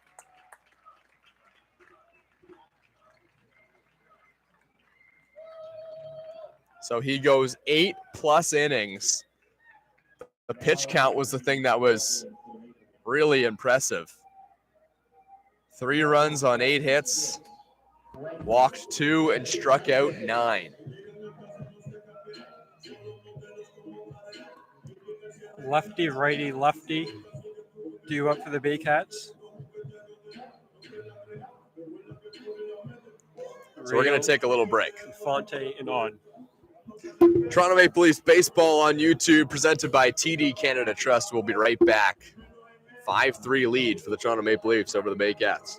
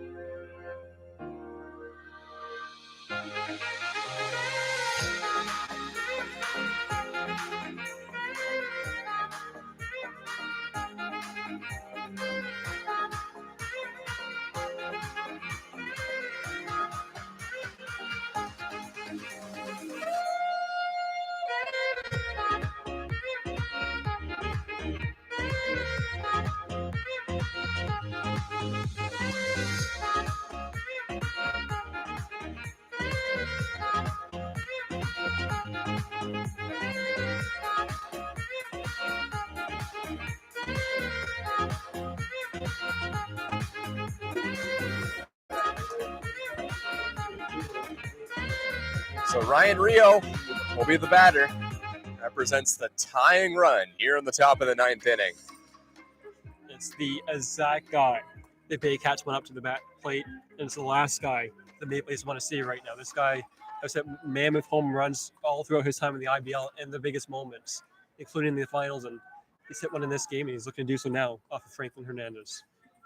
Home run, and nearly hit a home run in his first at-bat, banged it off the wall in center field. Nobody is throwing in that Maple Leafs bullpen behind Hernandez, so this is Hernandez's game to take home or lose.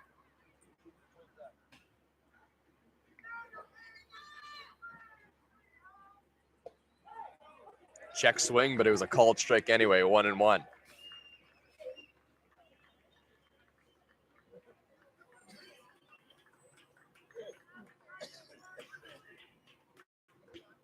Owen Jansen, the runner over there at first base. Inside corner, strike 2.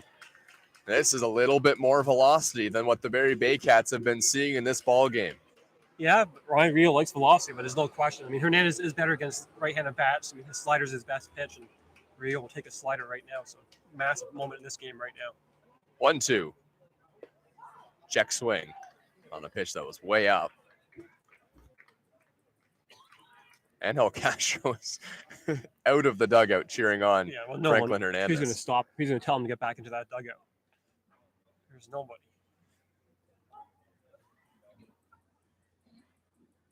2-2. outside corner, strike 3 called. That slider by Franklin Hernandez is legit. Now batting for Barrie, the second baseman, Frankie Infante. There's been a couple calls trying to Rio gets through back to the dugout. Remember last month, or I think maybe, yeah, it was last month, he bases loaded in a big spot and he got caught looking. He wasn't all that happy, but it brings up Brantford Infante. This game's not over, man. Brantford Infante's got massive pop himself. He hasn't shown it really this season, but look at his resume. This guy can tie this game with one swing. This time righty v righty. Breaking ball inside corner. Infante buckled at the knees. This is what Franklin does here, right? It looks like he's going to come in at you and hit you, and it's right down the pipe. Adam Odd, the former Maple Leaf, the lefty, on deck. Taking some big hacks in the batter's box. Here's the ball hit in the air. This one's into the outfield. It's going to drop. It'll be first and second as Carrington gets it in quickly. That brings up Adam Odd in a massive spot here. Well, how about the job by Brantford Infante to stay on that breaking ball and just serve it into the outfield? Yeah, I mean, also, he would have loved to tie the game in that spot, but he'll happily pass the bat down to Adam Odd and an opportunity for the Baycats to tie the game with the ball in the gap, given Infante's speed, and take the lead with the home run. Adam Odd had 1 home run and 8 RBIs in the regular season in just 17 games. Fouls the first pitch way back.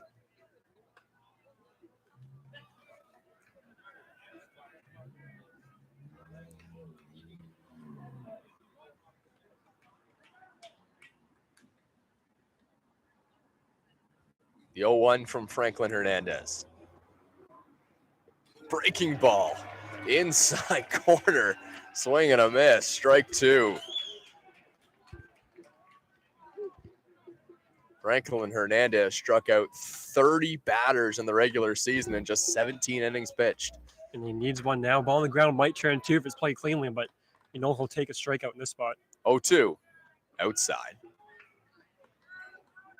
Everybody in the Maple Leafs dugout, but Damon Topley and Garrett Takamatsu standing. And that includes everyone in the bullpen. There's not really many guys in that Maple Leafs dugout.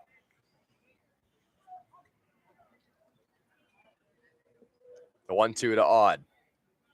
Breaking ball inside corner, strike 3 called. And that brings up James Anderson, who gives you a professional at bat. There's no question about that. A ball in the gap still ties the game, especially now. Thomas is, Brantford Infante, he's running on contact. A ball in the gap. You have to play no doubles if you're the Maple Leafs defense. A home run gives the Baycats the lead. This is a big spot. James Anderson, the one thing he does struggle at, and for my time last season, is a high velocity fastball. There it is. Upstairs, strike 1, swing and a miss. Leafs haven't seen him a ton. He didn't play last year in the playoffs. I'm not sure how familiar the Maple Leafs are with that, but there's no question that just from seeing Anderson last season, it's that high velocity fastball that can sometimes be his kryptonite. But at the same time, he batted over 280 for a reason. He's a great hitter himself. Breaking ball. This one's hit in the air to center field. Connor Lewis drifts back. Now in, and the Toronto Maple Leafs take game 1 at home by a score of 5-3 over the Barrie Baycats in what will go down as not the most impactful game, but an absolute classic here at Christie Pick. An instant classic, and this is the one thing that I was looking forward to coming to the Maple Leafs was being able to cover a game here at Christie Pitts. It was a great crowd, a great night. It felt like baseball. We talked about it all night, how cold it was. And we saw 2 guys, Frank Garces and Angel Castro, pitch an absolute brilliant ball game, closed up by Franklin Hernandez, and that was IBL baseball, Thomas, at its absolute highest quality. So this is when the real season starts. All that other stuff, that was just nothing but preseason. That's what the Baycats Dynasty always said back in the day, was that May to July, that's preseason, this is real baseball. And there's no question, Thomas, we witnessed real baseball tonight. The real season started, and it's looking pretty good. Penny's player of the game. Here's it, Thomas. Penny's player of the game has to go to Angel Castro. Unbelievable performance. 8 innings pitched, getting a season high, 9 strikeouts in the pitch count. Man, he was immortal on the mound today. You need a horse, right? You need a guy that can you give the ball to and you say, go win me a championship, and Angel Castro. And just leaves closer to that with a massive game 1. And now we go back to Midhurst for game 2. And it's going to be an interesting pitching matchup. TBD on that, but it's going to be a good one. So this is an action-packed series, games coming back to back to back. And this was a good one here in game one. 5-3, the Toronto Maple Leafs win over the Barrie Baycats from Thomas West and Ryan Eakin. This is Toronto Maple Leafs baseball on YouTube, presented by TD Canada Trust.